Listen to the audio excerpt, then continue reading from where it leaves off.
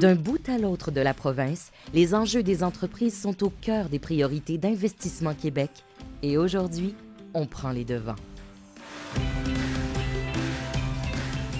Bonjour, mon nom est Claude Fournier, je suis président-directeur général de la compagnie Sixpro.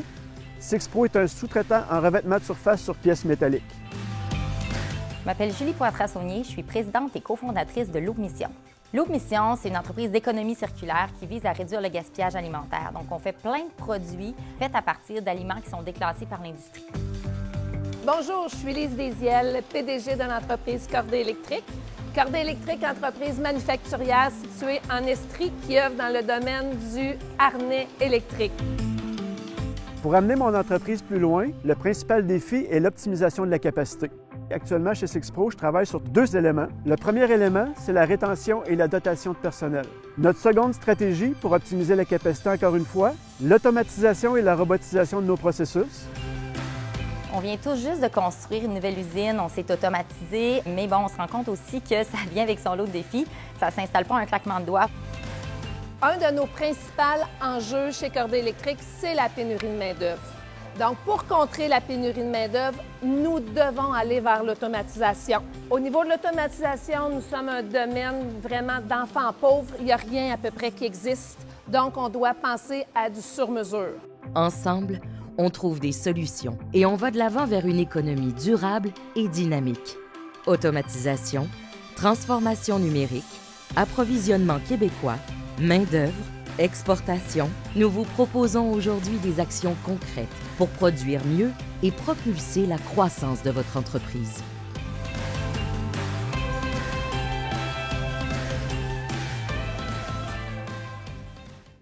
Bonjour à tous et à toutes. Bienvenue à cette édition virtuelle de notre tournée Productivité Innovation. Je suis Gladys Caron d'Investissement Québec.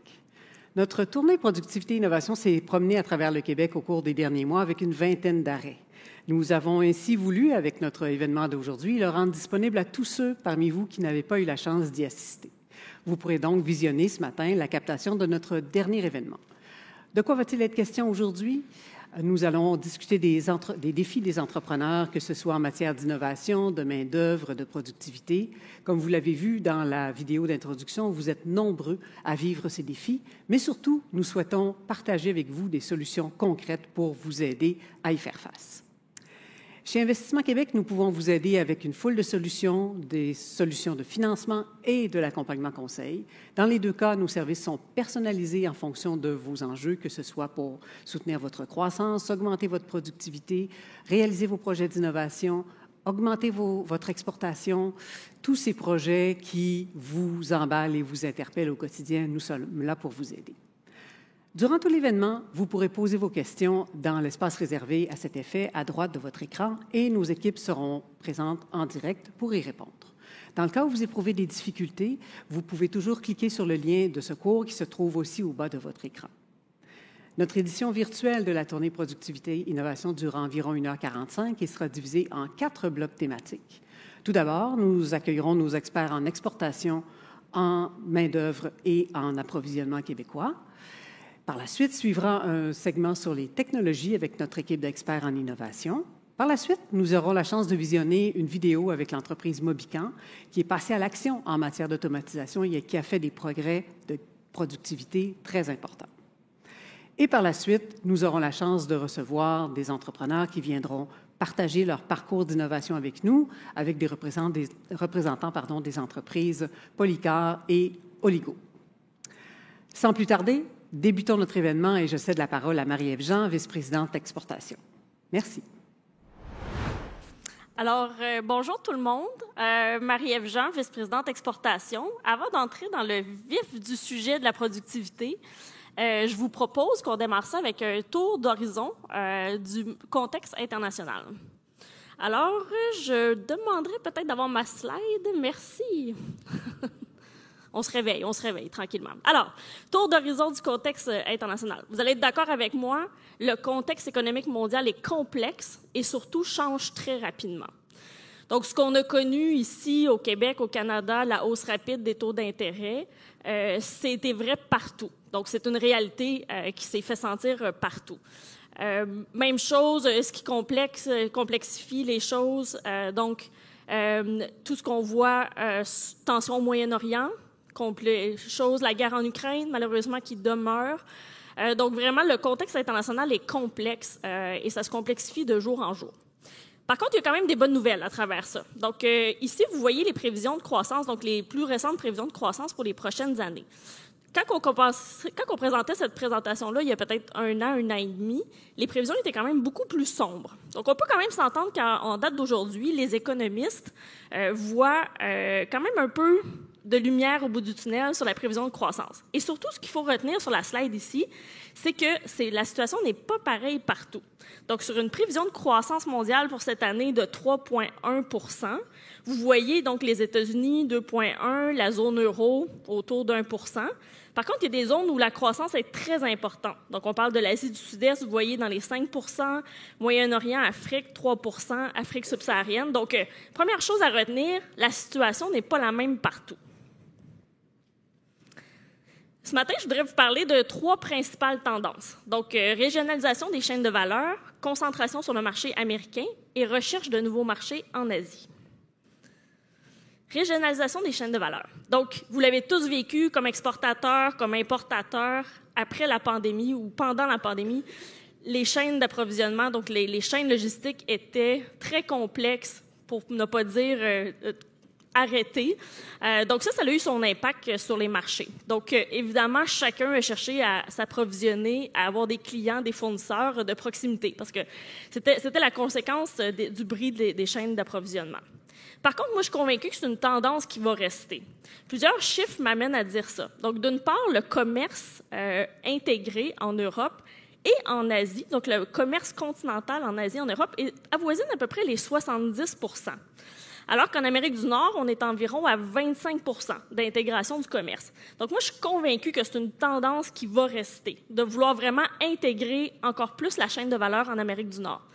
D'ailleurs, la croissance du commerce Canada, États-Unis, Mexique est environ de 500 milliards dans la dernière année, derniers 2 ans. Donc, vraiment, la croissance est là du commerce entre le Canada, les États-Unis et le Mexique.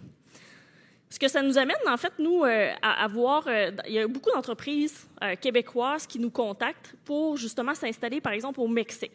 Donc, il y a beaucoup d'entreprises québécoises qui profitent de cette intégration, qui veulent profiter de cette intégration du marché nord-américain pour s'installer au Mexique, pour se rapprocher des fournisseurs et de rapprocher leur chaîne de production du marché nord-américain. Autre tendance, marché canadien. Comme exportateur aussi, c'est très important de regarder les opportunités du marché à l'extérieur du Québec, donc les marchés canadiens. Parce que les grands acheteurs, on se fait contacter assez souvent par des grands acheteurs, des grandes chaînes de distribution, des manufacturiers qui disent « Bon, mais moi, j'ai vécu quand même des choses complexes dans les dernières années et auriez-vous au Québec des fournisseurs qui pourraient me fournir tel produit, que ce soit des biens de consommation, des meubles, des sous-composantes. » Donc, vraiment pour voir est-ce que les sociétés canadiennes, en fait, ont ce même réflexe de dire « Je voudrais me trouver une chaîne d'approvisionnement plus près de la maison ». Je termine en disant ici que, dans le fond, il y a une étude qui est sortie au début janvier du Boston Consulting Group qui dit que dans les 10 prochaines années, ce serait la première fois que le commerce mondial augmenterait moins rapidement que la croissance du PIB mondial. Donc, il y en a qui parlent de démondialisation. Je vous laisse en juger, mais il se passe quelque chose quand même sur l'intégration des chaînes de valeur. Prochaine tendance, si on creuse un peu plus, concentration sur le marché américain. Donc, évidemment, j'ai la chance de côtoyer des exportateurs, des entreprises québécoises à tous les jours, et je peux vous dire que le marché américain est toujours et encore plus d'actualité. Donc, l'attrait du marché américain est là. Je devrais être la championne, en fait, je dois être la championne de la diversification des exportations. Encore aujourd'hui, plus de 70 % des exportations du Québec vont vers le marché américain. Donc, c'est une tendance forte qui demeure. Au cours des 3 dernières années, le commerce entre le Québec et les États-Unis a augmenté de 25 %. Donc, vraiment, l'attrait est là. Donc, d'amener ces produits vers le marché américain. Plusieurs raisons à ça. Évidemment, au sortir de la pandémie, les États-Unis ont investi massivement dans l'économie. Donc, vous connaissez comme moi donc le plan Biden suite à la pandémie, IRA. Donc, tout ça a amené vraiment beaucoup d'investissements massifs dans le marché américain. Et donc, pour les sociétés québécoises, les entreprises québécoises, un intérêt et beaucoup d'opportunités à aller vers le marché américain pour les produits et services. Une fois que j'ai dit ça, Donc, il ne faut pas être naïf. Grosse année du côté des États-Unis, donc cette année 2024. Et donc, il faut rester prudent. Donc, c'est un marché, évidemment, dont il faut tirer toutes les opportunités, mais il faut aussi s'assurer de bien diversifier ses exportations parce qu'on n'est jamais à l'abri de certaines mesures qui peuvent venir empêcher ou du moins ralentir le commerce entre le Québec et les États-Unis. Troisième tendance dont j'aimerais parler aujourd'hui, recherche de nouveaux marchés en Asie. Donc, encore une fois, je suis convaincue que vous suivez l'actualité comme moi. Les relations Canada-Chine, c'est pas toujours évident. Donc, après les ballons espions, la semaine dernière, ou cette semaine, je pense, c'était le SCRS qui nous disait de faire attention à TikTok, donc un retour sur TikTok. Donc, le commerce Canada-Chine est complexe. D'un autre côté, la Chine, c'est le deuxième marché d'exportation pour les produits québécois. Donc, marché aussi incontournable. Donc, après les États-Unis, c'est la Chine. Donc, deuxième marché d'exportation. Donc, toute cette tendance-là amène justement à revoir un peu son déploiement du côté de l'Asie. En fait, le gouvernement canadien a lancé sa stratégie canadienne pour l'Indo-Pacifique. Vous voyez le nom est important, Indo-Pacifique. En fait, dans les faits, le gouvernement du Québec avait quelques mois avant lancé en premier sa stratégie, qui est aussi stratégie québécoise sur les marchés en Indo-Pacifique. Donc, quand même, il y a vraiment cette tendance-là qui est là de chercher des nouvelles opportunités vers les autres marchés d'Asie. Donc, beaucoup d'entreprises nous contactent dans le concret, beaucoup d'exportateurs nous contactent pour dire, bon, ben, je vois la croissance. On a vu tout à l'heure un marché en forte croissance. Comment je peux en tirer profit? Comment je peux y accéder? Vers quel marché je devrais aller? Parce que c'est assez complexe. Donc, on reçoit beaucoup quand même de demandes, et notamment sur Singapour, pour toute l'Asie du Sud-Est. Aussi la Corée du Sud. En fait, les exportations sont à la hausse. Donc, vraiment, on voit une forte réflexion là, des entreprises, des exportateurs québécois à se repositionner sur le continent asiatique. Donc, peut-être, je prends quelques instants pour vous parler de l'offre de service. Donc, j'ai la chance de diriger une belle équipe de conseillers, conseillères qui viennent soutenir justement les exportateurs québécois en collaboration, en fait, main dans la main avec les attachés commerciaux qui sont dans les représentations du Québec au Canada et à l'international. Donc, notre métier, c'est quoi? C'est vraiment de fournir cette intelligence-là, de réfléchir avec vous en fonction de votre entreprise, de comment on peut vous aider, où sont les meilleurs marchés, vous donner de l'intelligence d'affaires aussi. Et on est bien connu aussi on va jusqu'à la mise en relation. Donc, on vous met en relation avec des clients potentiels, des partenaires potentiels sur l'ensemble des marchés. Comme je viens de le dire, on est présent partout, de Moncton à Singapour. Donc, on a vraiment une équipe sur le terrain, pratiquement à la grandeur de la planète pour vous supporter. Donc, n'hésitez pas à faire appel à nous, on est là pour ça. Je termine avec peut-être un ou deux mots. Qu'est-ce qu'on voit dans le rétroviseur ou plutôt vers l'avant? Qu'est-ce qui s'en vient? Certainement, profiter des accords de commerce. Moi, c'est un aspect peu connu, en fait, que le Canada, donc le Québec, c'est un des pays au monde qui est le plus connecté par tous les accords de commerce, que ce soit avec l'Union européenne, évidemment, l'accord Canada-États-Unis-Mexique, le Trans-Pacifique, je pourrais en nommer plein d'autres. Donc, vraiment, on doit tirer profit des opportunités que nous amènent les accords de commerce que signe le Canada avec beaucoup de juridictions, beaucoup de pays partout sur la planète. Et ça nous permet de profiter justement sur les territoires où la croissance sera plus importante dans les prochaines années.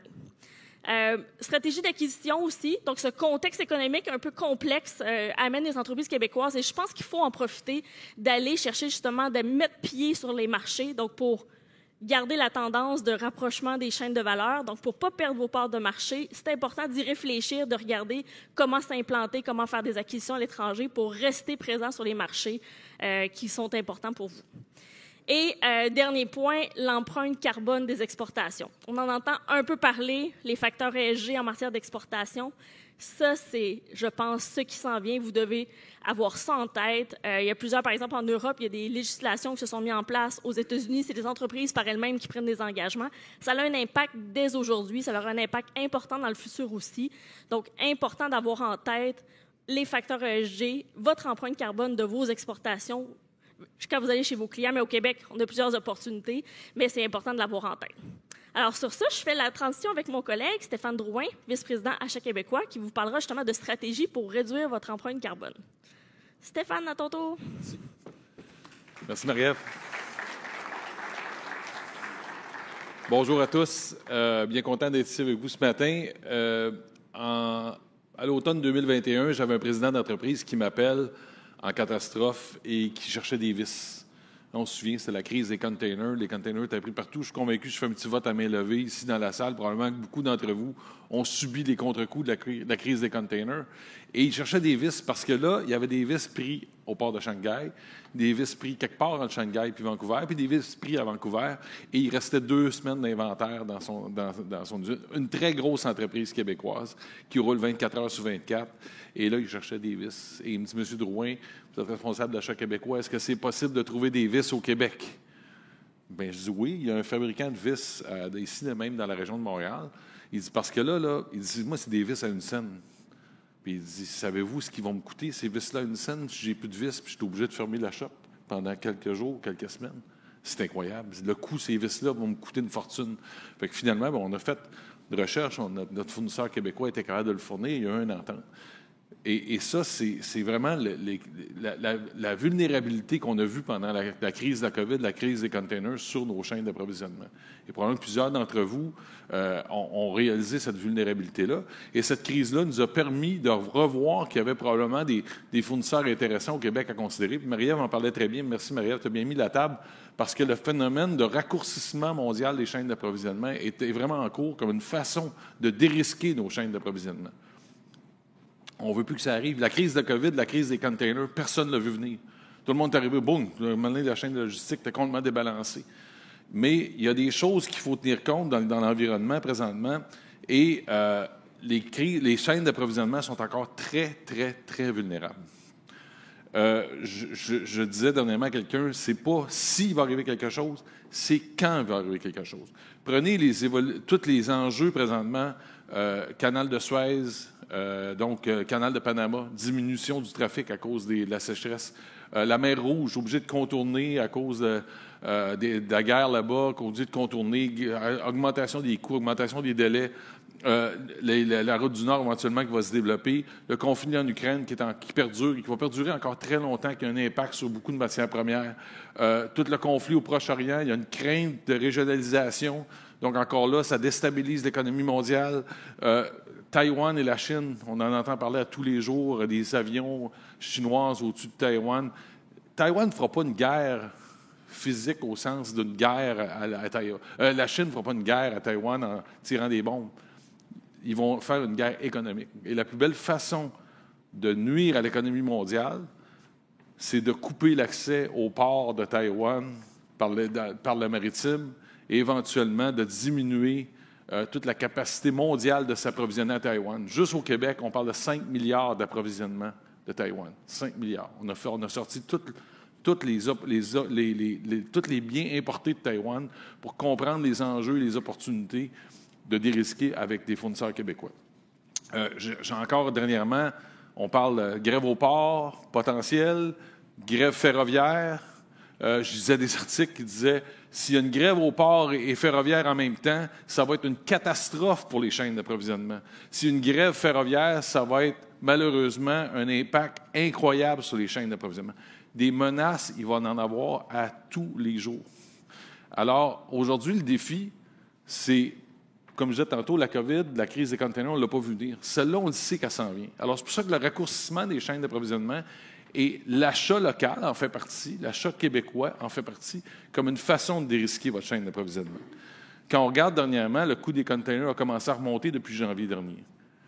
Donc, on le voit qu'il y a quelque chose. On n'est pas rendu encore à des 30 000 comme on a vu dans le pire de la crise, mais on voit qu'il y a une hausse, une tendance à la hausse du coût des containers. Ça, c'est un indicateur, c'est un signal. Tous les experts le disent que c'est un signal important vers une croissance durant l'année des coûts des containers. L'autre élément, tous les experts s'entendent pour dire présentement, Marie-Ève en parlait, l'inflation, l'économie mondiale est encore au ralenti.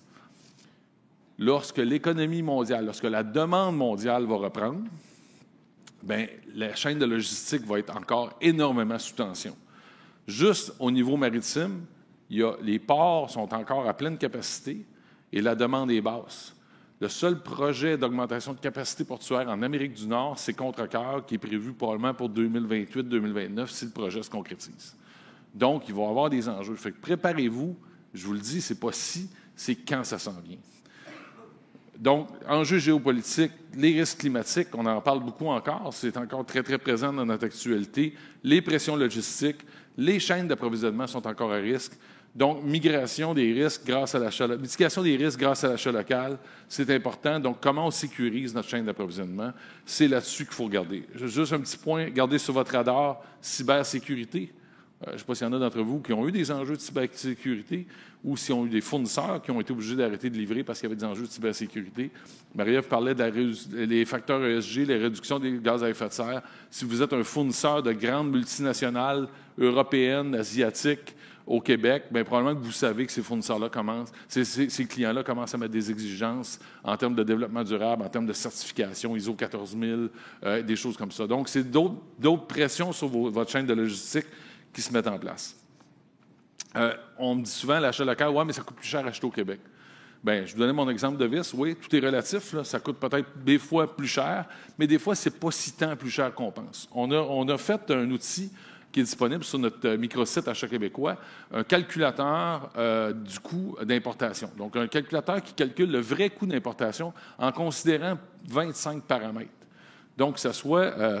quand vous commandez à l'étranger, vous payez souvent longtemps d'avance, le temps que ça arrive, le temps que ça se place dans vos inventaires, le temps que le produit roule, puis que vous sortez votre stock. Des fois, ça peut prendre 3, 6, 8, 12 mois à 7-8 de taux d'intérêt sur les marges de crédit. Si vous ne considérez pas ça dans votre coût d'acquisition versus un fournisseur local qui vous livre au fur et à mesure avec des termes de paiement beaucoup plus accessibles, bien ça fait une différence. Les produits endommagés que vous avez quand vous ouvrez le container, que vous n'êtes pas capable de retourner, que vous êtes pogné ou renvoyé à scrap, ça aussi, ça coûte quelque chose. Les visites que vous faites à vos fournisseurs à l'étranger pour aller s'assurer que vos produits sont conformes, que vos produits sont corrects, ça aussi, ça coûte quelque chose. J'avais un client qui me disait dernièrement, « Ouais, bien, si nous autres, on a des très bonnes pratiques, on a une personne là-bas qu'on engage à l'année qui fait le tour de nos usines fournisseurs, on a des gens d'ici qui vont 4 fois par année aussi compléter les visites, faire des contrôles de qualité. » Ah oui, bravo, c'est des très bonnes pratiques. Ça me coûte combien par année, ça? Là, il se met à calculer. Bon, ça me coûte autour de 200-250 000 par année. Mettez-vous dans votre coût d'achat. Parce que si vous avez un fournisseur local qui soit à Saint-Hyacinthe, c'est une tank à gaz puis un Saint-Hubert. Ce n'est pas tout à fait les mêmes coûts. Donc, relativement, c'est des éléments qu'il faut inclure dans nos coûts d'acquisition. Les risques géopolitiques sont inclus là-dedans. Donc, c'est un outil très, très intéressant, c'est gratuit, c'est sur notre microsite. Vous rentrez vos paramètres, c'est très bien indiqué. Et juste vous donner un exemple avec un fabricant de meubles on a fait l'exercice dernièrement, qui achète une pâte de meubles en Asie, une pâte pour des meubles, une composante des meubles qu'il fabrique. Et lui était convaincu que c'était 25 plus cher d'acheter au Québec. On a fait le calculateur avec lui, avec ses données. On l'a accompagné dans le calcul pour le faire. Finalement, la réalité, c'est que c'était 4 plus cher au Québec. À 4 plus cher au Québec, il dit, je ne vais peut-être pas tout ramener mes achats ici, mais je vais au moins considérer en ramener une partie pour dérisquer ma chaîne d'approvisionnement. Donc, il est en transfert présentement de 50 de son volume. L'autre élément qu'on a fait, on parlait de gaz à effet de serre, d'émissions de carbone, etc. On a lancé dernièrement avec notre équipe de la vice-présidence innovation d'Investissement Québec un calculateur de GES de transport. Donc, très simple, vous rentrez votre point de départ, Shanghai, vous rentrez votre point d'arrivée, Montréal, et ça vous calcule les GES de transport qui sont émis. Donc, ça vous donne une première information. Mais la deuxième information, c'est que vous dites, bien écoute, si j'avais un fournisseur à Chicoutimi, je vais rentrer le point de départ, le point d'arrivée, et je vais être capable de mesurer, si je transfère mes achats localement, en tout et en partie, l'impact sur les GES, la diminution des GES que je vais avoir dans ma politique de développement durable. Donc, c'est intéressant, comme je disais, il y a beaucoup de donneurs d'ordre qui vont commencer à vous exiger des politiques de développement durable. C'est un autre outil qui est développé, super facile, très convivial, qui est gratuit, qui est sur notre microsite d'Achat québécois. Donc, les actions à prendre sont très simples. Ce n'est pas de tout changer votre chaîne d'approvisionnement, mais je vous le dis, préparez-vous. Attendez pas que la crise se présente. Attendez pas que les containers soient bloqués quelque part. Attendez pas que les trains soient en grève. Attendez pas. Préparez-vous. On a le temps de se préparer. Et c'est d'identifier les quelques intrants clés que vous avez qui sont peut-être à risque et que si vous en manquez, bien là, vous êtes vraiment dans le trouble. Et ces intrants-là que vous importez, bien, c'est peut-être qu'il y a des fournisseurs au Québec. Et c'est là que notre équipe d'achat québécois, on a une belle équipe de conseillers en achat québécois qui vous aide gratuitement à trouver des fournisseurs au Québec pour subventionner votre importation. Donc, on va prendre vos paramètres, on va prendre vos besoins et on va être capable de regarder s'il y a des fournisseurs au Québec qui sont capables de vous fournir en fonction de ces paramètres-là. On va faire vraiment une qualification de ces fournisseurs-là. On ne fait pas de négociation, on ne fait pas de ça, mais on va les qualifier. Puis si jamais il y en a qui ne sont pas capables, on va peut-être dire, bien, y a-t-il des fournisseurs qui peuvent transférer cette opportunité-là parce qu'ils font quelque chose de similaire et qui seraient peut-être capables d'investir? Là, nos équipes d'innovation sont capables de les aider puis de vous aider à vous fournir. On va essayer de trouver des solutions locales. Et là, vous pourrez regarder si vous décidez de transférer en tout ou en partie à un fournisseur local pour diminuer vos risques de votre chaîne d'approvisionnement. Donc, notre équipe de conseillers d'achat québécois est là pour vous. Je n'hésitez pas à me contacter, à contacter votre conseiller d'affaires principal chez Investissement Québec qui va nous relayer, qui va vous référencer à notre équipe et on va vous aider. Comme je vous dis, c'est vraiment un service qu'on offre pour renforcer nos chaînes d'approvisionnement et diminuer nos risques. Je prends une petite minute rapidement pour vous parler de quelque chose qui me tient beaucoup à cœur au niveau des chaînes d'approvisionnement. Les grands projets de développement économique qui sont au Québec présentement et qui s'en viennent sont vraiment une opportunité d'affaires incroyable pour les entreprises du Québec, les fournisseurs québécois. On entend parler beaucoup de la filière batterie. Bien, notre équipe est en contact tous les jours avec les entreprises qui s'installent dans la filière batterie pour comprendre leurs besoins d'approvisionnement au Québec. Ils ont des grands besoins. Tranquillement, pas vite, les besoins s'installent, les usines se construisent et on commence à avoir des besoins pour tout ce qui touche la fabrication, les opérations des usines. Vous avez entendu probablement parler du plan 2035 d'Hydro-Québec. 100 milliards d'investissements entre 2025 et 2035. 100 milliards. Beaucoup de besoins. Hydro veut maximiser le potentiel de fournisseurs et d'achats local dans ces 100 milliards-là. Des grandes opportunités. Chantier des Vies, un autre grand projet. 30 milliards de contrats pour les 10, 15, 20 prochaines années. Encore là, la chaîne d'approvisionnement au Québec, extraordinaire opportunité. L'aérospatial, un secteur très important au Québec. Bien, l'aérospatial, il y a plusieurs investissements qui vont se faire. Le carnet de commandes de l'aviation est en pleine croissance présentement à travers le monde, donc des grandes opportunités pour nos fournisseurs québécois. Le défi, on va parler de productivité aujourd'hui. Est-ce que vous êtes assez productif? Parce que des grandes opportunités veut dire des grandes exigences en capacité, en productivité, en compétitivité, en développement durable, en certification. Donc, il y a plein d'éléments comme ça que ces fournisseurs-là ne vous donneront pas des commandes de même. Ils ont des attentes importantes.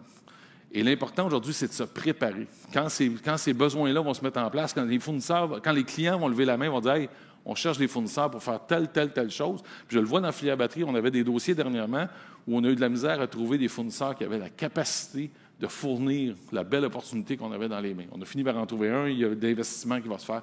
Donc aujourd'hui, mes collègues vont vous parler de productivité, d'outils pour augmenter votre capacité, votre productivité. Soyez à l'écoute. Ce n'est pas quand les clients vont lever la main que ça va être le temps de réagir. Préparez-vous, ces opportunités-là incroyables sont là. On parle de milliards d'investissements dans l'économie du Québec. Alors, super important. Et je sais que la main-d'œuvre était aussi un gros défi. Puis ma collègue Yamzi, vice-présidente main-d'œuvre et intelligence d'affaires chez Investissement Québec, va venir vous parler de la main-d'œuvre. Je pense que ça aussi, il y a des belles choses à réfléchir par rapport à ça. Merci. Merci. Je cherchais ma ligne de transition avec ces grands projets, mais il l'a fait pour moi. Pour pouvoir profiter des opportunités, ça prend les capacités de production, que ça prend du monde. Et donc, c'est un sujet chaud au Québec depuis longtemps, la main-d'œuvre. Ça fait longtemps que j'étudie ce sujet-là. C'est un sujet qui me passionne. Pourquoi? Parce que, dans le fond, notre démographie, elle change complètement la réalité du marché du travail. Depuis quelques années, maintenant, mais ce que je vais vous présenter aujourd'hui, c'est les données qui expliquent pourquoi ça va être ça votre réalité pour encore plusieurs années. Il y a des solutions, on va y venir aussi, mais il n'y a pas, je vole mon punch tout de suite, là, il n'y a pas de solution magique.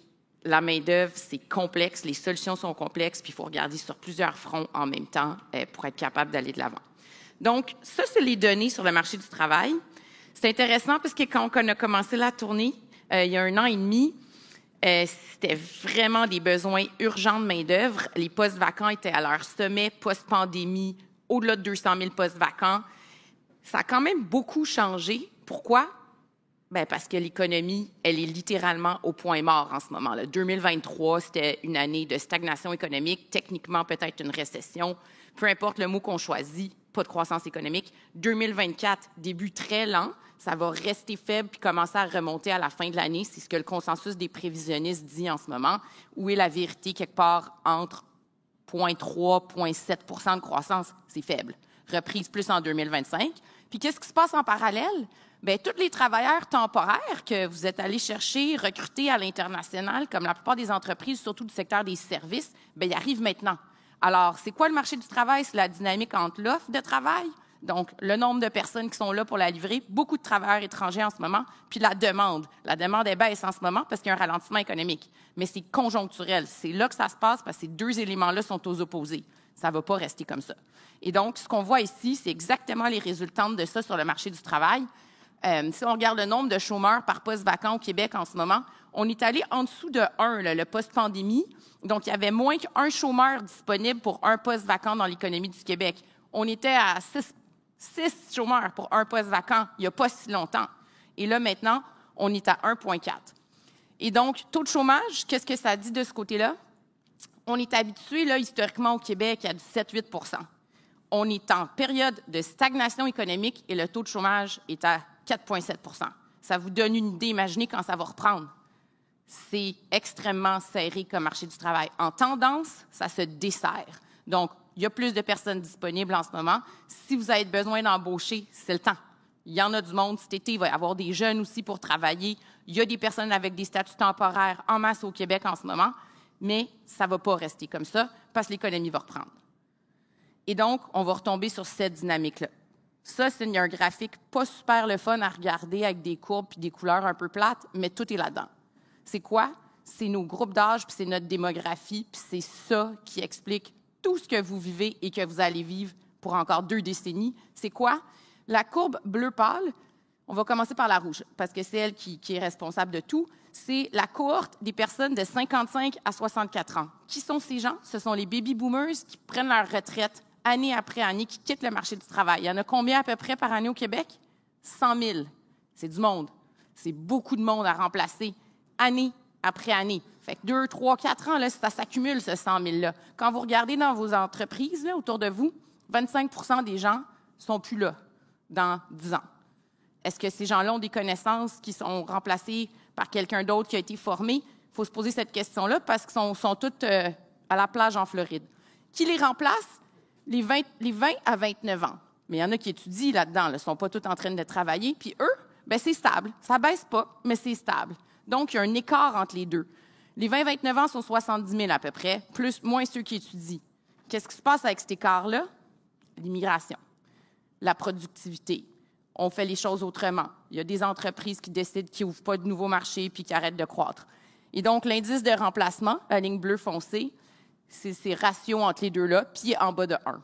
Donc, vous êtes en déficit chronique de personnes qui rentrent sur le marché du travail. Ça, c'est en graphique ce que je vous explique. Le déficit chronique, puis l'idée, là, c'est que vous vous rendiez de l'autre bord, parce qu'un jour, il va y avoir de la lumière, là, mais il faut se rendre là. Et donc, qu'est-ce que ça donne concrètement? 1,6 million de postes à combler au Québec d'ici 2031. Par qui? La moitié des jeunes, donc ce qu'on a vu tantôt, moins ceux qui étudient. L'immigration, le quart. Puis qu'est-ce qui reste? Bien, on espère que le marché du travail va être plus résilient. Ça veut dire quoi? Plus de personnes vont travailler, moins de chômeurs, tout ça. Puis la réalité, c'est que ça se passe. Je regardais les données ce matin, puis le taux d'emploi, il est un peu plus bas en ce moment qu'il y a 1 an. C'est normal, on est en stagnation économique. Mais on reste le plus haut au Canada quand on regarde les 15 à 64 ans. Puis les 25-54 ans travaillent. Le monde se demandait, ils font quoi les gens, tu sais, pendant la pandémie? Bien, ils travaillent. Le taux d'emploi le plus élevé des 25-54 ans au Canada, c'est rendu ici. Les jeunes travaillent, les jeunes. Les 15-24 ans, pour le meilleur et pour le pire, ils sont peut-être pas ces bancs d'école, ils sont peut-être dans les usines à place. Bien, c'est ça la réalité au Québec. La seule place où est-ce qu'on a un retard, c'est les 55 ans et plus. Gros retard de participation au marché du travail. Et donc, les solutions. Bien, la seule où est-ce qu'on est rendu, disons, en retard là, par rapport à l'Ontario, quand on regarde le niveau de vie, là, les composantes du niveau de vie, c'est plus le marché du travail. Bon, on travaille un peu moins d'heures, Désolée, mais c'est irréversible comme tendance. Là, je ne pense pas qu'on va dire aux gens tu travailles plus d'heures qu'avant. Ce n'est pas la tendance mondiale. Donc, c'est quoi la seule solution qui reste si on travaille plus en termes de taux d'emploi? C'est la productivité. C'est la seule place où est-ce qu'il reste un écart assez important avec l'Ontario, avec le Canada, puis monumental avec les États-Unis, fait qu'on ne le présente pas, parce que les États-Unis, c'est un phénomène complètement différent. Leur productivité a explosé depuis quelques années à cause de leur méga politique industrielle. Mais donc, quand on se compare à l'Ontario, l'écart rétrécit. Il est encore quand même important quand on regarde la valeur de PIB produite par heure travaillée, mais ça se referme, mais il y a encore du travail à faire là-dessus. Concrètement, la productivité, c'est quoi qui détermine si on est productif? Il y a 2 éléments. Il y a ce qu'on utilise pour produire, fait que les machines, les logiciels, etc. Puis il y a l'être humain qui doit utiliser ça, puis il y a comment on optimise les deux. Alors, pour les solutions, c'est sûr que on est porté de dire on va aller recruter à l'international. Dans plusieurs cas, c'est nécessaire, c'est un passage obligé, il faut le faire, même si c'est des démarches puis c'est coûteux. Mais même là, il y a des solutions pour faciliter ce processus-là. Mais il faudrait commencer par regarder comment optimiser ce qu'on fait. Y a-t-il des machines qui peuvent nous aider à remplacer les postes les plus durs à combler? Parce que l'effet est multiple. Non seulement ça fait que vous n'avez plus besoin de chercher du monde puis essayer d'embaucher des postes où est-ce que les gens ne veulent plus travailler, là, surtout pour les chiffres de nuit, de fin de semaine, etc., dur à trouver, puis ça ne sera pas plus facile. Mais aussi le fait que ça va permettre aux gens d'avoir des tâches beaucoup plus agréables. Ça a un impact positif sur le taux de roulement. Ça fait accroître la rétention, la mobilisation, mais il faut impliquer les gens dans ces processus-là. Mais c'est ce qui est de loin le plus bénéfique quand on regarde les profits, quand on regarde le phénomène de mobilisation et d'attraction de rétention des employés. Donc ça va aussi avec une réflexion sur les ressources humaines. Parce qu'on les a vues, les courbes. Là. Il faut prendre des décisions qui vont rester pour plusieurs années. Les gens partent à la retraite. Il faut s'assurer qu'on renouvelle leurs connaissances, leurs compétences, qu'on garde ça dans l'organisation et qu'on trouve finalement la meilleure solution pour plus dépendre d'autant de monde pour produire la même chose. Donc, développement des compétences, il faut en faire de la formation. Comme la plupart des entreprises disent, on forme plus notre monde. Depuis quelques années, on a revu notre définition de valeur, mission, tout ça pour être plus attractif. Mais ce que les gens veulent, là, quand on regarde les enquêtes sur c'est quoi qui fait que vous restez quelque part, c'est la mobilisation, puis est-ce qu'on sent qu'on peut progresser dans cette organisation-là? Est-ce qu'on sent qu'ils tiennent à cœur le développement de notre carrière, donc le parcours? Fait qu'il faut former les gens, puis il faut leur montrer qu'il y a des opportunités de croissance dans l'organisation si on veut les retenir puis être un employeur attractif. Puis finalement, le recrutement international. Fait qu'est-ce qu'on peut faire, nous, pour vous aider? En fait, on peut vous aider sur tous ces éléments-là. C'est compliqué de trouver son chemin au Québec dans les solutions sur le marché du travail. Il y a des cégeps, il y a des universités, il y a la Commission des partenaires du marché du travail, il y a Service Québec, il y a le ministère de l'Immigration qui fait attraction, rétention, francisation. C'est tout du monde différent qui s'occupe de ça. Il y a nous autres, il y a plein d'autres organisations. Comment on se démêle là-dedans? On est un peu un point de chute, si vous voulez. Là. On est une entrée unique pour vous diriger à la bonne place à travers ça. C'est nos collègues dans les ministères. Comprendre vos besoins, ça nous permet de le dire aux autres pour organiser, exemple, des journées de recrutement à l'international pour vos secteurs, pour les professions que vous cherchez. Ça s'appelle les Journées Québec. Donc, c'est des journées de recrutement international qui sont organisées par le gouvernement du Québec. Il y a une partie des coûts de déplacement qui est financée par Service Québec. Puis, on prend les postes que vous avez besoin de combler et le gouvernement va trouver des candidats pour vous puis organiser les entrevues.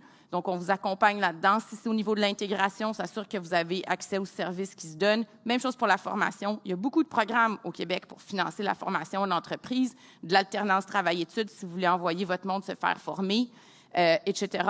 Puis, évidemment, commencer par un diagnostic de productivité, voir y a-t-il quelque chose qu'on peut faire en amont.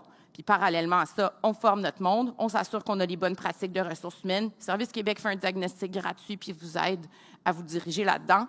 Donc, il y en a des solutions. Il n'y en a aucune qui est magique, mais elles sont toutes nécessaires si on regarde l'évolution de l'organisation sur quelques années. Donc, sur ce, je cède la parole à mes collègues de la vice-présidence Innovation, François et Audrey, parce que, dans le fond, c'est eux qui ont la vraie solution. Tout ce qui est productivité, innovation, c'est eux qui vont vous en parler. Merci. C'est beaucoup de pression. Bonjour à tous. Merci beaucoup de vous joindre à nous ce matin pour notre événement. Bonjour François. Bonjour Audrey. Bonjour tout le monde. Bien content d'être avec vous aujourd'hui. Donc, la technologie au service de vos entreprises. On va vous parler d'exemples de technologie, mais s'il y a une chose à retenir, c'est que c'est vraiment la technologie à votre service et ce n'est pas une fin en soi. Donc, on n'implante pas de la technologie juste pour dire qu'on a implanté de la technologie. Les entreprises qu'on rencontre, souvent vont nous dire « j'ai des enjeux, j'ai toutes sortes de problèmes », mais c'est rare qu'ils vont nous dire « ah, ça me prendrait un nouvel équipement pour faire telle chose ». Par contre, ils vont l'exprimer de toutes sortes d'autres façons. Alors, l'innovation, la technologie va aider quand les gens disent « bien, j'arrive pas à déterminer le coût réel de mes produits » ou « je perds des parts de marché, je ne sais pas qu'est-ce qui se passe, mes produits sont plus compétitifs, je suis obligé de couper mes clients, je ne fournis pas ». Alors, de ces constats-là, bien, on accompagne les entreprises, après ça, à identifier des bonnes technologies. On va vous donner 3 exemples ce matin. Commençons avec un premier. Audrey, je te laisse aller. Avec plaisir, François. Donc, une des technologies, je pense que la plupart d'entre vous avez probablement déjà pensé, c'est l'automatisation, robotisation. C'est souvent une des technologies qui va nous venir en tête quand on a des enjeux de main-d'œuvre, un petit peu comme Mia le mentionnait juste avant nous. Qu'est-ce que ça fait? C'est quoi l'automatisation, robotisation? Ça va être des équipements qui vont effectuer des tâches de façon autonome ou semi-autonome. Ça va être une technologie qui va aider nos employés.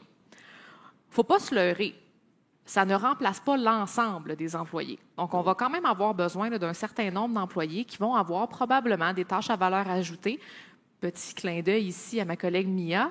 Formation va être importante. Donc, on va vouloir qualifier nos employés pour pouvoir utiliser ces nouveaux équipements-là. Ces équipements-là vont pouvoir effectuer des tâches qui sont plus répétitives, donc moins challengeantes intellectuellement. On va pouvoir utiliser donc nos ressources humaines. Là, il va y avoir beaucoup plus de valeur ajoutée. Ça va nous permettre aussi d'accroître l'efficacité opérationnelle et souvent, on va être aussi capable de gagner en termes de qualité, de constance de produits. François, est-ce que tu voudrais peut-être nous parler des critères de succès pour implanter cette technologie-là? La recette miracle, la fameuse recette miracle. Malheureusement, pour vous, ce matin, il n'y en a pas de recette miracle. Par contre, il y a des bonnes pratiques, il y a des choses importantes à faire qui vont vous permettre de mettre toutes les chances de votre côté pour y arriver. La première, elle peut sembler simple, elle peut sembler évidente et elle est un peu plate, c'est connaître son procédé. Il faut connaître son procédé parce qu'avant de l'automatiser, bien, on va être sûr qu'on automatise la bonne chose et surtout qu'on l'automatise comme il faut. Puis là, souvent, les gens me demandent « Ouais, mais moi, je ne veux pas passer du temps à commencer à mapper mon processus. J'ai mis tout de suite acheter un robot, puis je veux un robot, puis je vais installer un robot. » Puis là, ils me demandent « Qu'est-ce qui arrive si je ne mappe pas mon processus? » Bien, ça, c'est facile. Si vous ne mappez pas votre processus, bien, quand on automatise, la beauté de la chose, c'est qu'on va vite, on fait toujours des produits pareils, puis c'est à peu près toujours identique. Alors, si vous automatisez quelque chose que vous ne maîtrisez pas, bien, de la scrap, vous allez en faire vite, elle va toujours être pareille, puis vous allez en faire comme vous n'avez jamais fait. Alors, évidemment, on ne veut pas faire ça. Fait qu'on commence par mapper son processus. Après ça, on priorise nos projets. Il y a beaucoup de gens qui viennent nous voir et qui nous disent « Hey, mon compétiteur, j'ai entendu dire qu'il a installé tel équipement, je veux la même chose. » Ça peut être vrai, vous pouvez en avoir de besoin, mais souvent, c'est mieux de prioriser en fonction de vos propres critères, de votre réalité d'entreprise, en fonction, puis la réalité, oui, on va regarder, il est où le plus gros goulot d'étranglement, c'est où que c'est le plus difficile puis qu'il y a le plus gros gain, le meilleur retour sur investissement, mais ça va aussi au-delà de ça. Il va y avoir des critères comme, entre autres, nos employés, nos gens technologiquement dans l'entreprise. Mia parlait de formation. Sont-ils prêts à recevoir ces technologies-là? Est-ce que mes enjeux sont plus du côté logistique, point de vue opérationnel? Alors, c'est tous ces critères-là qui sont importants. Puis finalement, Audrey l'a très bien dit, on cherche à maximiser la complémentarité entre l'être humain et la machine. On laisse aux machines les tâches dans lesquelles elle est performante, puis au niveau des êtres humains, on conserve les tâches à valeur ajoutée. On a un exemple d'une entreprise qui a pris le virage, qui a commencé. Vous allez voir, c'est intéressant, dans une activité traditionnelle où ce que l'automatisation a commencé à prendre une place importante. Chez Jean Cloutier, on existe depuis 1945. Et ce qu'on fait, on fait des mocassins, on fait aussi de la pantoufle à fourrure ainsi que des moquelas. Une de mes premières préoccupations en tant qu'entrepreneur, c'est d'assurer la pérennité de l'entreprise. Ce qu'on a décidé de faire, c'est de robotiser, s'automatiser pour nous permettre d'augmenter notre productivité. On est capable d'avoir des prix compétitifs, de maintenir notre attractivité comme employeur. Le robot qui plie les boîtes, le premier enjeu qu'on a voulu régler, c'est que c'est une job qui est un peu redondante et en plus, c'est très dur pour les mains. Avant ça, cette job-là était faite manuellement. En plus, on a récupéré cette personne-là pour faire une tâche à valeur ajoutée beaucoup plus importante. Concernant la cellule de collage, les gains de productivité sont assez importants. Au début, il y était 6 personnes dans ce département-là. Maintenant, ils sont 3 personnes dans le département. Et en plus, lorsque le robot fait le job de coller, la personne est capable de faire une autre tâche à côté. Notre cellule d'encollage produit environ 350 à 400 paires par jour. Alors, on s'assure d'avoir un produit avec une qualité constante. La répétabilité, elle est là. C'est une excellente décision d'affaires pour nous autres. Pour tous ceux qui ont envie qui pensent à l'automatisation, il faut savoir qu'on est capable d'être accompagné dans cette aventure d'automatisation. Vous allez aller encore plus loin que ce que vous aviez pensé. Lorsqu'on commence à s'automatiser, on n'a plus envie de s'arrêter parce que les gains sont importants. Okay? Et ça va nous permettre, d'améliorer la qualité de vie aussi pour nos employés.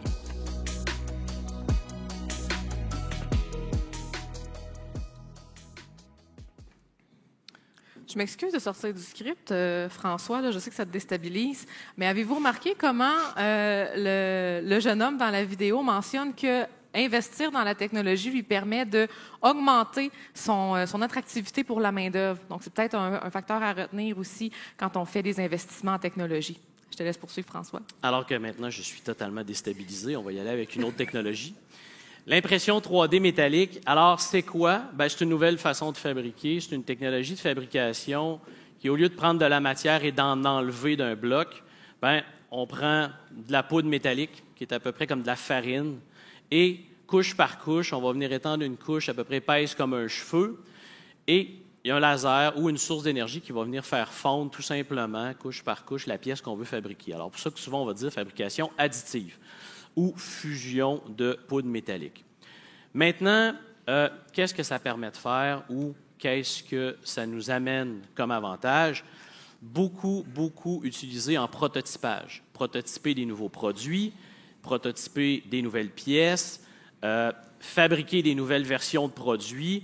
On a plusieurs entreprises qu'on accompagne que même si la pièce finale qu'ils vont fabriquer en millions d'exemplaires va être moulée, par exemple, dans le cycle de développement, avant de faire le moule, vont utiliser beaucoup l'impression 3D métallique parce qu'on va aller chercher pratiquement les mêmes caractéristiques physiques que la pièce moulée, mais beaucoup plus rapidement et à une fraction du coût. On a des entreprises qu'on a accompagnées qui ont fait facilement 5-6 cycles de développement d'une pièce ou d'un produit à l'intérieur d'un mois et demi et pouvaient tester la pièce en réel. Également, ça va permettre d'améliorer certains produits pour aller chercher des pièces plus complexes qui ne peuvent pas se faire dans les méthodes traditionnelles, ou ça va être utilisé aussi de plus en plus dans des modèles de pièces de remplacement.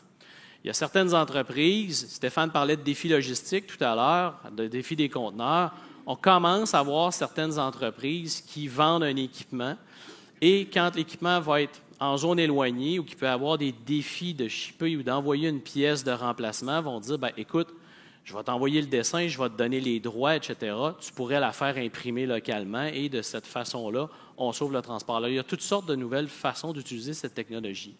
Maintenant, comme toute technologie, il y a des conditions de succès. Audrey, ça serait quoi la recette?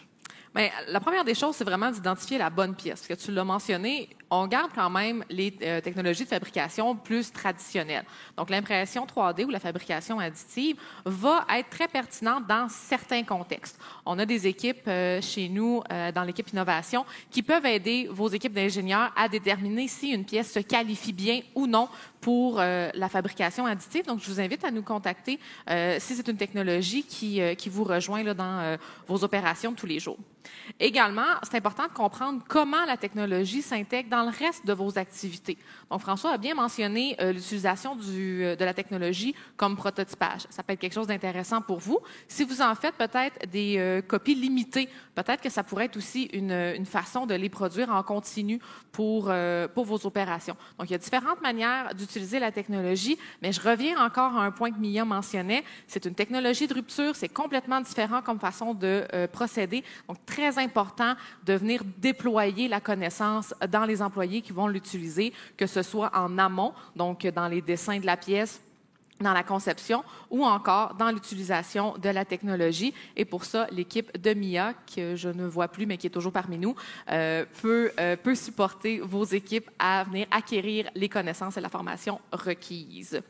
On a justement une entreprise qui utilise l'impression 3D pour une utilisation qui est très, très particulière. Je vous invite à regarder le vidéo suivant. Chez Frontmatec, on est manufacturier de solutions robotisées pour l'automatisation du marché alimentaire, principalement la découpe et la désosse de la viande. Dans notre domaine de l'alimentaire, on doit expressément utiliser des solutions qui sont hygiéniques et donc le stainless est la matière première de la majorité de nos solutions. Et puis, on avait besoin d'obtenir des pièces de stainless qui étaient le plus adaptées, le plus léger possible, avec des coûts raisonnables. Pour un de nos projets qui est en cours actuellement, on a développé notre propre outil de découpe. Dans la conception de cette scie-là, il y a des pièces particulières qui étaient un peu plus complexes et où on avait besoin d'aller chercher des critères de développement un petit peu plus poussés en termes de réduction de poids. En usinage classique, quand on vient pour essayer d'évider une pièce, ça devient très complexe, très long. L'impression 3D, par contre, nous permet d'évider certains endroits. Les efforts dans la diminution du poids de l'outil qu'on met au bout du robot, on aide le client à se procurer des robots plus petits, moins coûteux, qui lui permettent de mettre d'autres applications automatisées sur son plancher, puis d'accélérer sa transformation vers l'automatisation complète.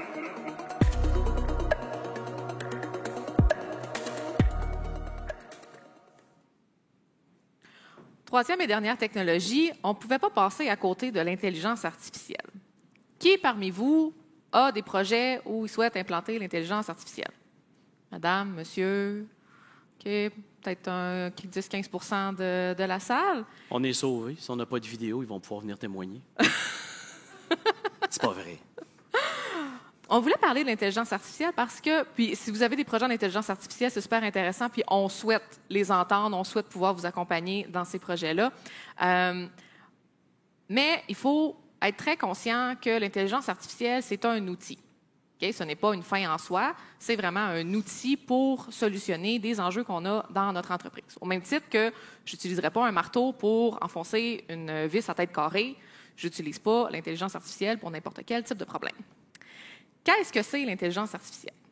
Donc, c'est vraiment une technologie où on va aller collecter des données, mais beaucoup de données, des données comme vous n'en avez jamais vues. On va pouvoir les valoriser à l'aide d'algorithmes qui vont être souvent développés pour nos propres besoins. Donc, c'est important de savoir qu'est-ce qu'on veut faire avec ces données-là, qu'est-ce qu'on veut aller chercher comme information. Donc, capter, valoriser, exploiter des données. C'est ça l'intelligence artificielle. Qu'est-ce que ça fait? C'est un outil d'aide à la décision. Notez que ça vous aide, humains, à prendre une décision éclairée. Ça ne la prend pas nécessairement pour vous, c'est vraiment pour vous aider à colliger toute l'information que vous avez ramassée pour pouvoir prendre la décision la plus éclairée possible, décision qui va être basée sur des faits. Ça va être utile pour pouvoir combiner des sources multiples d'informations. Mais ce qu'il faut retenir, c'est que derrière l'intelligence artificielle, il y a de l'intelligence naturelle. Donc, encore une fois, ça prend du personnel pour pouvoir déployer et opérer cette technologie-là. François, je sais que c'est un sujet qui te passionne beaucoup.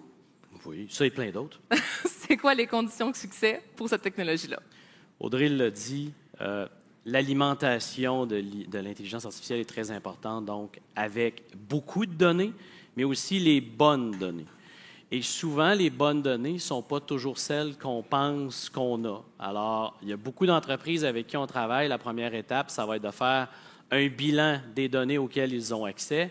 Et si c'est les bonnes, pour atteindre le résultat ou pour avoir le système qu'ils ont besoin pour les aider dans leur prise de décision ou dans leurs opérations.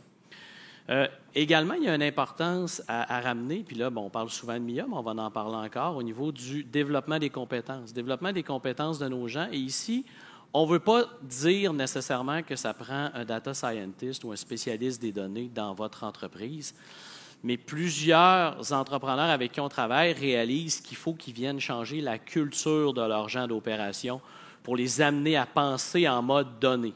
Et pour les amener à dire, OK, j'ai un enjeu, j'ai un problème, je peux peut-être utiliser des données pour baser des réflexions, des décisions sur des faits et non sur des intuitions.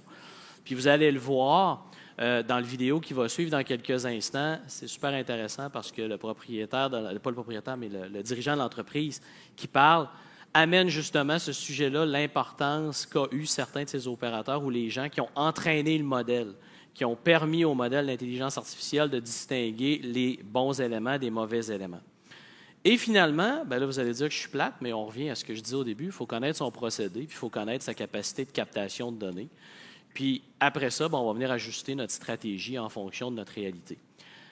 On a une vidéo, Patate Dolbec, donc une entreprise qui, vous allez voir, oui, trille en sage des patates, mais utilise la technologie de vision artificielle combinée avec les algorithmes d'intelligence pour faire du contrôle qualité. C'est vraiment intéressant.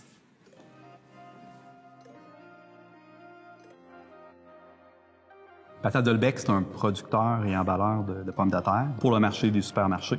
On emballe environ 100 millions à 105 millions de livres, tout dépend des années. Puis, sur 3/4 le travail, on aspire à être à 120 millions de livres dans les prochaines années, tout ça par des gains de productivité. En 2016, on a fait un projet d'investissement majeur. L'usine était complètement désuète. À ce moment-là, on a implanté les meilleures technologies, donc les trieurs optiques qu'on a présentement. Puis, une fois l'implantation, tout ça, on s'est rendu compte que l'efficacité de ces trieurs optiques-là était autour de 70 %. En fait, il faut traquer des patates qui sont rondes puis qui bougent. Donc, réussir à amener de la stabilité puis gérer des patates qui bougent, ça, c'est vraiment un des gros défis. À ce moment-là, on a approché le fabricant pour essayer de faire un projet collaboratif pour amener la performance à 95 %, regarder ce qui pouvait être fait pour prendre le même équipement, mais superposer un algorithme d'intelligence artificielle. Le fonctionnement de base de la machine est assez simple. Notre patate arrive dans la machine, la patate tourne, donc la patate passe dans le trieur optique.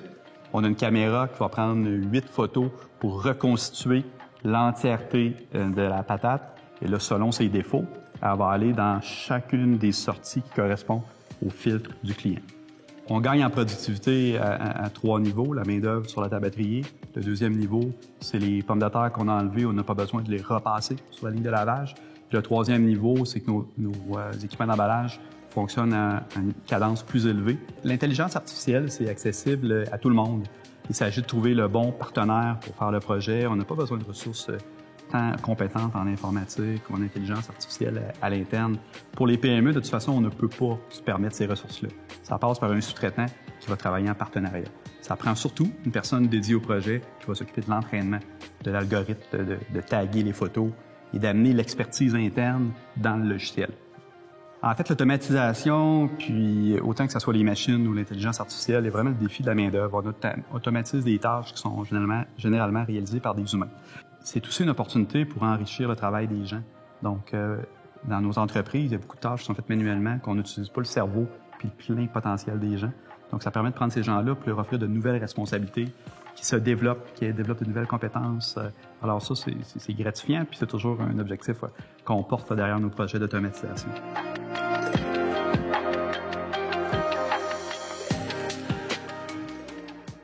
François, je t'inviterais peut-être à faire un petit rappel sur les points à retenir de ce qu'on a parlé aujourd'hui. Oui, alors, ce qui est à retenir, en plus de ce que tous mes collègues ont déjà dit auparavant, évidemment, structurez vos projets de transformation technologique.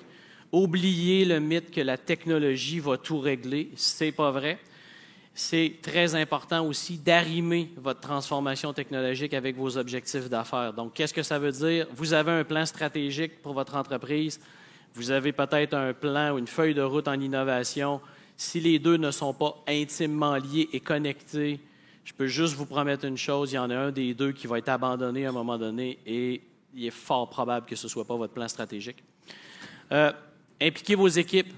Mia en a parlé, mais c'est tellement important. Impliquez vos équipes, puis pas juste vos équipes techniques. Oui, vos équipes techniques sont importantes, mais les gens qui connaissent vos processus, qui connaissent vos procédés, qui peuvent vous aider à bien mapper exactement c'est quoi vos processus, c'est vos gens qui les réalisent au quotidien, qui ont les deux mains dedans, donc vos opérateurs, vos gens d'usine, vos gens sur le plancher. Alors, impliquez-les plus tôt que tard. Et finalement, bien, la bonne nouvelle aussi dans tout ça, c'est que vous n'êtes pas seul. Il y a plein de ressources dans le marché pour vous aider, à commencer par Investissement Québec, que ce soit en financement, que ce soit en accompagnement à l'exportation, accompagnement main-d'œuvre ou accompagnement technologique. Vous n'êtes pas seul dans cette belle aventure-là. En terminant le segment, on vous laisse sur une vidéo de l'entreprise Mobican, une entreprise de meubles de la Montérégie, qui a largement innové dans sa petite entreprise là, de Saint-Jean-sur-Richelieu. Super inspirant. J'espère que vous allez être passionnés autant que moi du vidéo. Chez Mobican, l'automatisation a augmenté notre productivité de 3 fois. C'est-à-dire, on est capable de sortir 3 fois le volume en dollars ou en unités avec le même nombre d'heures hommes. Nous, notre unité de mesure, ce sont les heures hommes. Mon nom, c'est Patrick Salmé. Je suis président de Meubles Mobican. C'est une entreprise qui fabrique des meubles principalement résidentiels et c'est des meubles moyens haut de gamme dans le style, je dirais, contemporain. Pour nous, l'automatisation, ça règle plusieurs problèmes. Un des problèmes que ça règle, c'est au niveau de la capacité de production, surtout dans un contexte qui est le sujet de l'heure, dans un contexte de rareté de la main-d'œuvre. L'automatisation, ça donne aussi beaucoup de flexibilité. Les temps de mise en route sont plus courts, donc on peut faire des lots de production plus petits. L'automatisation augmente la qualité. Et l'automatisation, surtout avec la complexité ou la flexibilité, j'aurais dire, des machines d'aujourd'hui, l'automatisation, surtout dans un domaine de design, nous ouvre des portes, nous permet de créer des produits qu'on n'aurait pas pu faire si c'était fabriqué manuellement ou du moins pas pu faire de façon dans un prix compétitif. Une des machines qu'on a acquises lors de notre dernier gros investissement, c'est ce qu'on appelle une plaqueuse de champ. La plaqueuse de champ, en fait, c'est une machine dans laquelle on présente le panneau. Et le côté du panneau, on vient appliquer une bande de champ, soit en rouleau, soit en lisière. On vient la coller. Puis ensuite, on vient l'usiner pour, disons, enlever l'excédent en hauteur puis l'excédent en longueur. Par contre, c'est une machine qui est très modulaire. Il y a beaucoup d'options qu'on peut rajouter. On a essayé d'automatiser encore plus ou d'incorporer l'automatisation dans cette machine-là. C'est-à-dire de pouvoir faire le plus d'étapes de production possible à même la machine. Parce que si je manipule le panneau une fois, le plus d'opérations que je peux faire durant cette manipulation-là, ça va m'éliminer d'autres manipulations ultérieures. Donc, c'est certain qu'au niveau de l'achat de l'équipement, ces options-là vont augmenter le coût de la pièce d'équipement. Mais c'est assez facile de faire un calcul de génie industriel puis de dire, parfait, cette option-là me coûte 30 000 $, mais combien qu'elle me sauve en temps par année? Et on est arrivé à des conclusions où l'option coûtait 30 000 $, mais l'économie annuelle était 30 000 $. Donc, ça voulait dire qu'après un an, cette option-là était payée, puis ensuite, c'est du return on investment, du retour sur investissement complètement pur. Ensuite, on a rajouté un convoyeur de retour qui, lui, nous permet d'éliminer de la manipulation puis de rendre ça encore beaucoup plus efficace. Puis, honnêtement, un convoyeur de retour, c'est quand même assez dispendieux. Mais si on fait l'analyse de retour sur l'investissement, le terme dispendieux devient relatif. On a acquis aussi une machine qu'on appelle un centre d'usinage à 5 axes.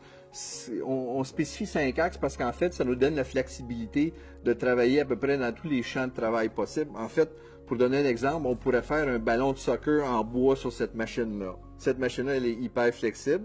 Elle ouvre beaucoup de possibilités. En fait, avec cette machine-là, on a pu sortir des nouveaux produits comme des chaises, des tables, puis avec un design vraiment poussé. Nous, durant la COVID, il y a eu une explosion du volume de production. Il y a eu des enjeux de main-d'œuvre, non seulement que c'était difficile d'embaucher, mais aussi on avait des gens qui étaient absents à gauche et à droite avec la COVID, puis on devait les isoler. Et à travers tout ça, on était exposé à des commandes qui étaient genre 300-400% plus élevées que la normale. Donc, sans l'automatisation, encore une fois, ça aurait été impossible de répondre, tellement que durant la COVID, on a rajouté une autre machine de commande numérique. L'automatisation, ça a augmenté notre efficacité, ça a augmenté notre flexibilité, et en plus, ça a diminué notre vulnérabilité, parce qu'il ne fallait pas oublier que durant la COVID, d'avoir des pièces de rechange, c'était pas évident. Donc, si on a simplement une seule machine où tout le volume de production passe, puis on a un bris, on devient un peu vulnérable. Donc, ça devient une décision même plus financière, mais vraiment stratégique. Il y a tout l'aspect humain où les gens doivent comprendre la nouvelle méthode, doivent accepter, puis ça demande patience, parce que quand on commence au début, on ne l'obtient pas de la première fois parfaitement. Puis ça peut arriver assez rapidement que les gens disent « Ah, la nouvelle méthode n'est pas meilleure, ça allait mieux avant », c'est la nature humaine, puis il faut passer à travers cette étape-là. Puis la beauté, par contre, c'est que si on persiste, on ne retournera jamais en arrière. Là. En fait, ça n'arrivera jamais qu'il n'y ait plus personne qui travaille, parce que je pense que le produit, surtout un produit de bois, c'est un produit très variable et ça va toujours prendre une intervention humaine pour s'ajuster à la matière première puis faire la finition, spécifiquement, la finition de façon parfaite. Par contre, ce qu'on veut faire, c'est qu'on veut éliminer des opérations à non-valeur ajoutée. Le client ne veut pas payer pour des opérations à non-valeur ajoutée. Ils vont payer si on lui livre un bon meuble.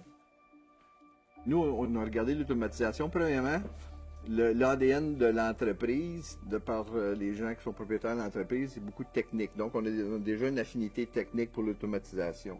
Deuxièmement, on œuvre dans un domaine qui est un produit de consommation. Donc, c'est un domaine où c'est compétitif au niveau prix et où on compétitionne à travers la planète.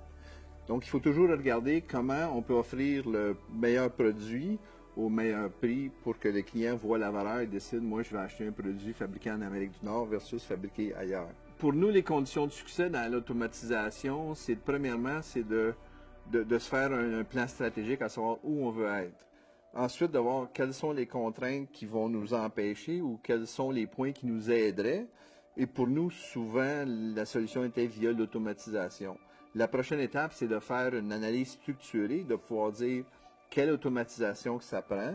Et j'ai parlé tantôt de retour sur investissement, quel genre de retour d'investissement que j'aurai sur mon automatisation. Et aussi, quels seront mes avantages stratégiques. Parce que une fois l'analyse est faite, c'est d'être patient dans l'implantation, de ne pas oublier l'équipe qui va participer, c'est-à-dire notre équipe sur le plancher, absolument, et de persister.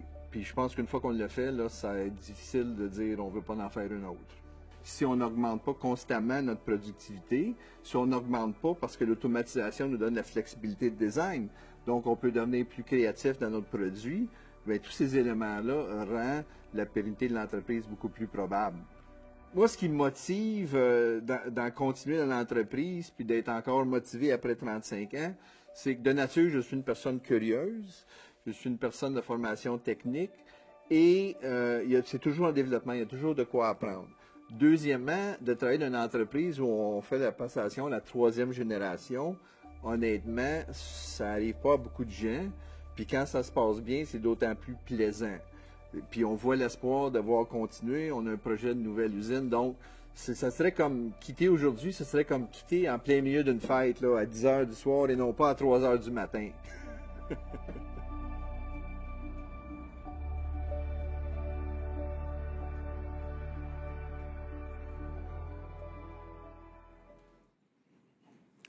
À chaque fois que je vois cette vidéo-là, je suis toujours fascinée de voir que les gains sont beaucoup plus larges que juste de produire plus. On parle de nouveaux produits, on parle de développement de marché. Donc, je vous invite à garder ça en tête quand vous faites vos sélections de projets innovants. Pour terminer l'événement, je vais inviter ma collègue Isabelle Nidam avec des représentants des entreprises Polycar et Oligo, messieurs Karim et monsieur Cohen, à venir nous entretenir de leur propre projet d'innovation.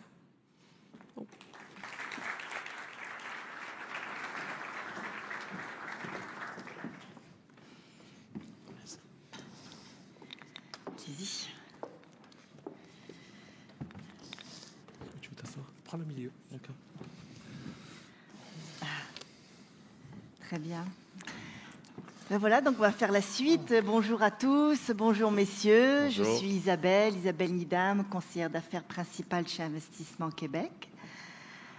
Pour débuter, merci en tout cas de vous être rendu disponible. Et puis, c'est un privilège pour moi vraiment d'accueillir des entrepreneurs comme vous, aussi chevronnés, expérimentés.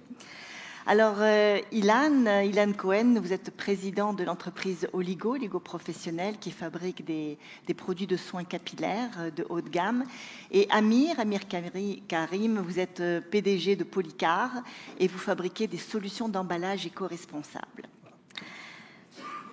Alors, Ilan, ça fait longtemps que vous êtes chez Oligo, vous êtes très ambitieux.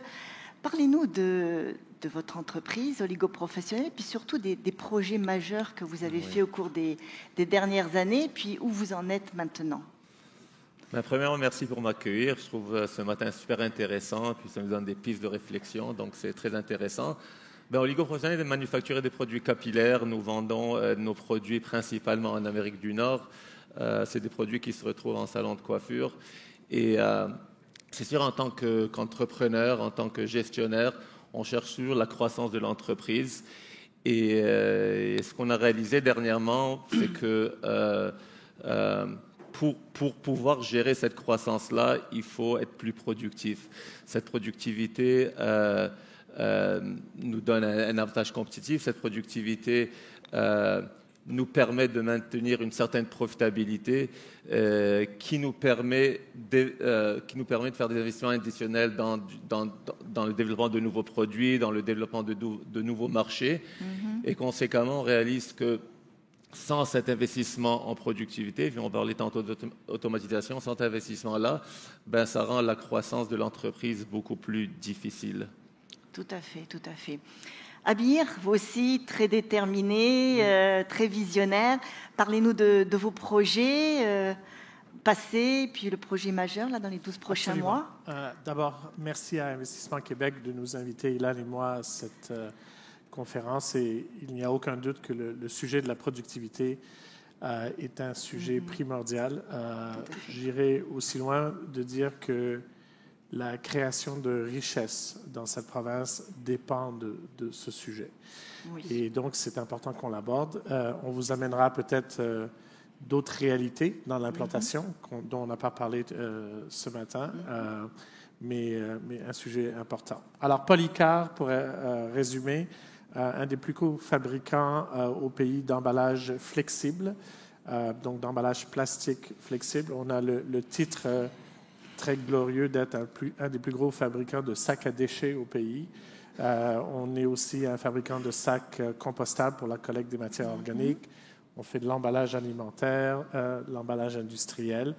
Et la raison pourquoi je pense que vous nous avez invités ici, c'est parce qu'on a récemment implanté plusieurs projets d'automatisation. Tout d'abord dans notre usine en Alberta, qu'on a ouvert récemment. Et on est en train d'implanter la technologie qui a été rodée en Alberta et ici à Montréal avec l'aide d'Investissement Québec. Très bien. Écoutez, en fait, là, on parle de réalité. On a vu les vidéos déjà. Ça nous a beaucoup parlé.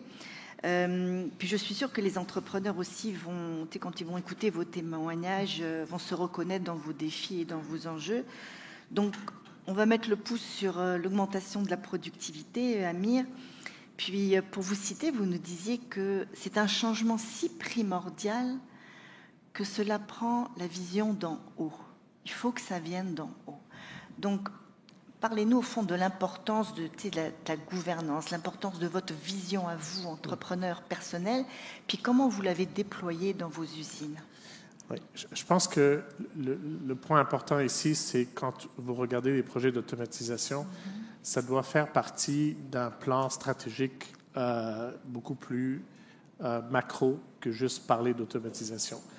Dans le cas de Polycar, qui était une entreprise familiale que j'ai rachetée en 2018, un des premiers pas que j'ai fait, c'est de développer un plan stratégique.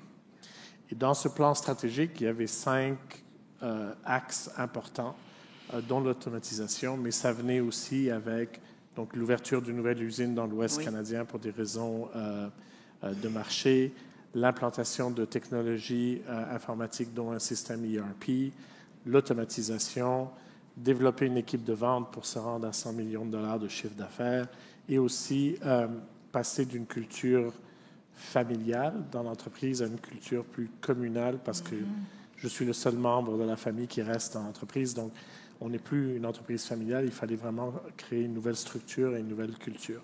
Donc, le projet d'automatisation était un des axes d'un plus gros plan stratégique. Et c'est vraiment comme ça que pour les PME ici qui regardent à des projets d'automatisation, ma première recommandation, c'est qu'il faut que ça fasse partie d'un plus gros plan.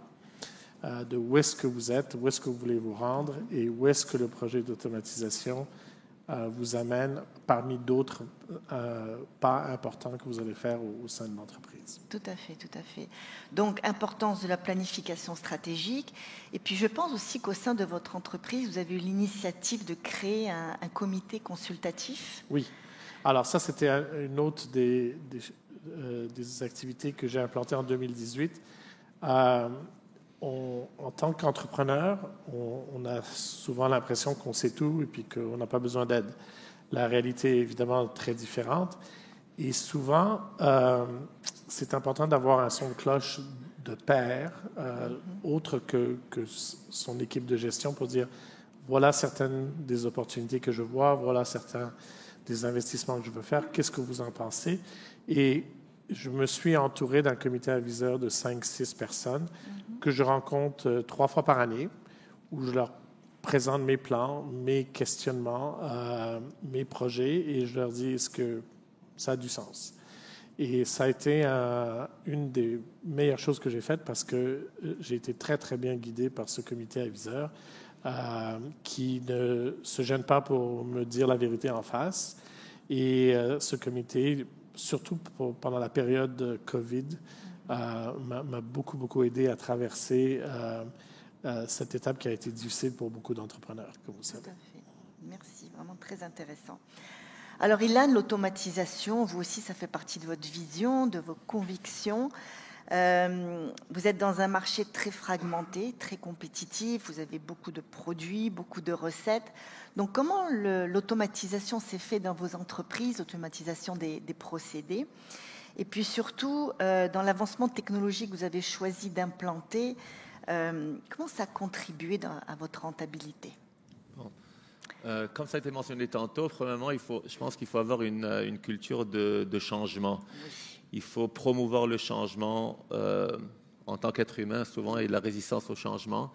Puis, il faut inculquer cette culture et bon, les gens qui m'entourent vont l'entendre plusieurs fois par semaine qu'on doit être confortable avec l'inconfort que le changement apporte. Donc ça, c'est la première étape, c'est de créer une culture où on est curieux, où on veut adopter le changement. Ça, c'est le premier point.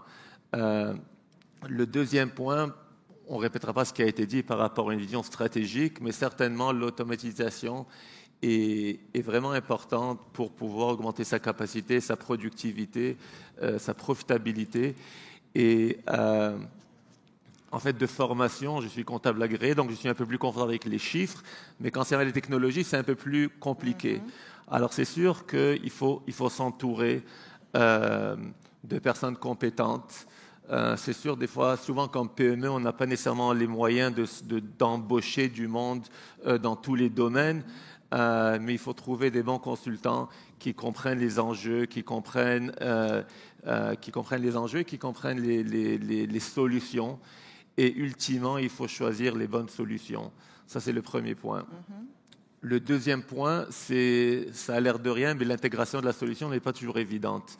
Alors, encore une fois, il faut un plan, il y a un certain rythme de changement qui doit être adopté.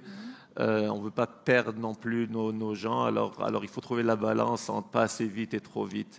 Ça, c'est le deuxième point. Le troisième point, je vous dirais, c'est la formation à l'interne pour que les gens puissent opérer cette automatisation-là. Ce n'est pas toujours évident. Alors, c'est sûr qu'il y a une approche de remplacer le monde, Mais premièrement, d'un côté, il y a une pénurie, et de l'autre côté, pour nous en tout cas, ce n'est pas la solution choisie. La solution choisie, c'est de former les gens à l'interne. Alors, on crée une valeur ajoutée, on les forme, ils ont plus de compétences, donc ils gagnent mieux leur vie. Nous, de notre côté, on a des gains de productivité, on crée de la loyauté, on réduit notre taux de roulement, alors ça va relativement bien. En termes d'automatisation, c'est sûr qu'on a implanté plusieurs projets. Je donne quelques exemples.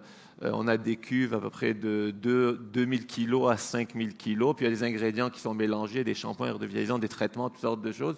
Alors on a implanté un système d'automatisation où les ingrédients sont mis automatiquement dans les cuves de mélange. Alors on réduit, premièrement, on réduit les taux de mélange, deuxièmement, on réduit l'intervention humaine, troisièmement, on réduit le risque d'erreur, donc on augmente notre qualité. Alors c'est sûr, c'est un projet qui a été super efficace pour nous. Notre premier projet d'automatisation a été fait en 2016. Ça a été mentionné tantôt qu'il y avait, je pense, une vidéo qui avait une explosion durant le Covid de la demande. Et c'était notre cas aussi. Et je pense des fois dans la vie, il faut être un peu chanceux. On a implanté notre système d'automatisation en 2016, ce qui nous a permis de tripler notre capacité. Alors, le timing était parfait. Et c'était ça. Alors, il y a plein d'autres projets. Là, aujourd'hui, on travaille sur un projet d'automatisation pour nos commandes en ligne. Oui. Alors, notre modèle d'affaires traditionnel est de vendre à des distributeurs un peu partout en Amérique du Nord qui vendent à des détaillants. Mais avec l'Internet, avec Shopify, avec plein d'outils, on arrive à vendre directement aux consommateurs. Alors, premièrement, c'est intéressant parce qu'il y a des meilleures marges. Mais deuxièmement, je veux dire, les outils d'automatisation nous permettent de traiter beaucoup plus de ventes aux consommateurs, beaucoup plus de B2C, encore une fois, qui contribuent à notre productivité, qui contribuent à notre compétitivité, qui contribuent à notre profitabilité, évidemment, qui nous permet d'investir dans d'autres secteurs de l'industrie. Alors, en regardant la croissance de l'entreprise des derniers, je dirais, 5 ans, peut-être 5-6 ans, c'est sûr que l'automatisation a été clé à nous permettre de croître. Alternativement, c'est plus d'équipements, c'est plus de personnes, qui n'est pas toujours évident. C'est peut-être un deuxième shift, un troisième shift qui est très difficile à créer compte tenu de la pénurie. Alors c'est ça, il faut choisir des pistes de solutions. Et je pense que l'automatisation n'est pas toujours facile, n'est pas toujours évidente, mais c'est une piste efficace. Tout à fait, vraiment très intéressant. Ilan, vous avez connu une forte croissance chez Oligo, mais ça ne s'est pas fait tout seul. Vous aviez des stratégies de diversification, d'internationalisation. Donc d'abord, vous allez nous parler au fond de ces stratégies, qu'est-ce que vous aviez en tête, et puis ensuite, il faut que les opérations de production suivent. Donc, comment l'automatisation de la production s'est faite pour soutenir l'augmentation des commandes? Vous en avez déjà un petit peu parlé, oui. Mais peut-être faire un petit résumé. De par notre géographie, on est un peu chanceux d'être voisin à un des plus gros marchés au monde. Et conséquemment, pour Oligo professionnel, le marché américain représente à peu près 75% de nos revenus. Alors, ça a plein d'avantages, mais un des risques qui m'inquiète, c'est le taux d'échange.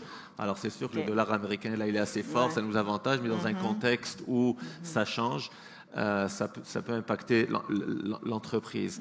Donc, conséquemment, nous avons développé une stratégie de diversification où est-ce qu'on veut s'en aller vers l'Europe. Aujourd'hui, l'Europe représente moins que 5% de notre chiffre d'affaires. Nous avons un plan stratégique où, dans une période de, je dirais, 7 à 10 ans, ça peut représenter à peu près 20%. On aimerait que ça représente 20% de notre chiffre d'affaires. Alors, il y a une certaine diversification du risque qui se fait comme ça. Voilà. Maintenant, pour pouvoir absorber cette augmentation de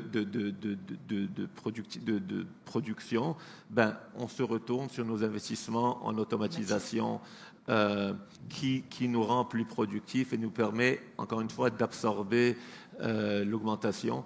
Et c'est sûr, éventuellement, il faudra faire des investissements additionnels en équipement et tout ça, mais je pense que les investissements des dernières années, je dirais des derniers 5-6 ans, nous ont permis d'augmenter notre capacité, ce qui nous permet d'aller chercher d'autres marchés. Voilà. Pour ce qui est d'Oligo professionnel, puis s'il y a quelqu'un qui peut nous aider dans la salle, on l'apprécierait beaucoup. On gère relativement bien l'automatisation. Ce qu'on trouve un peu plus complexe, c'est la robotisation. Oui. Premièrement, ça coûte cher. Deuxièmement, ça requiert plus de place. Et conséquemment, on a plus de challenge avec ça.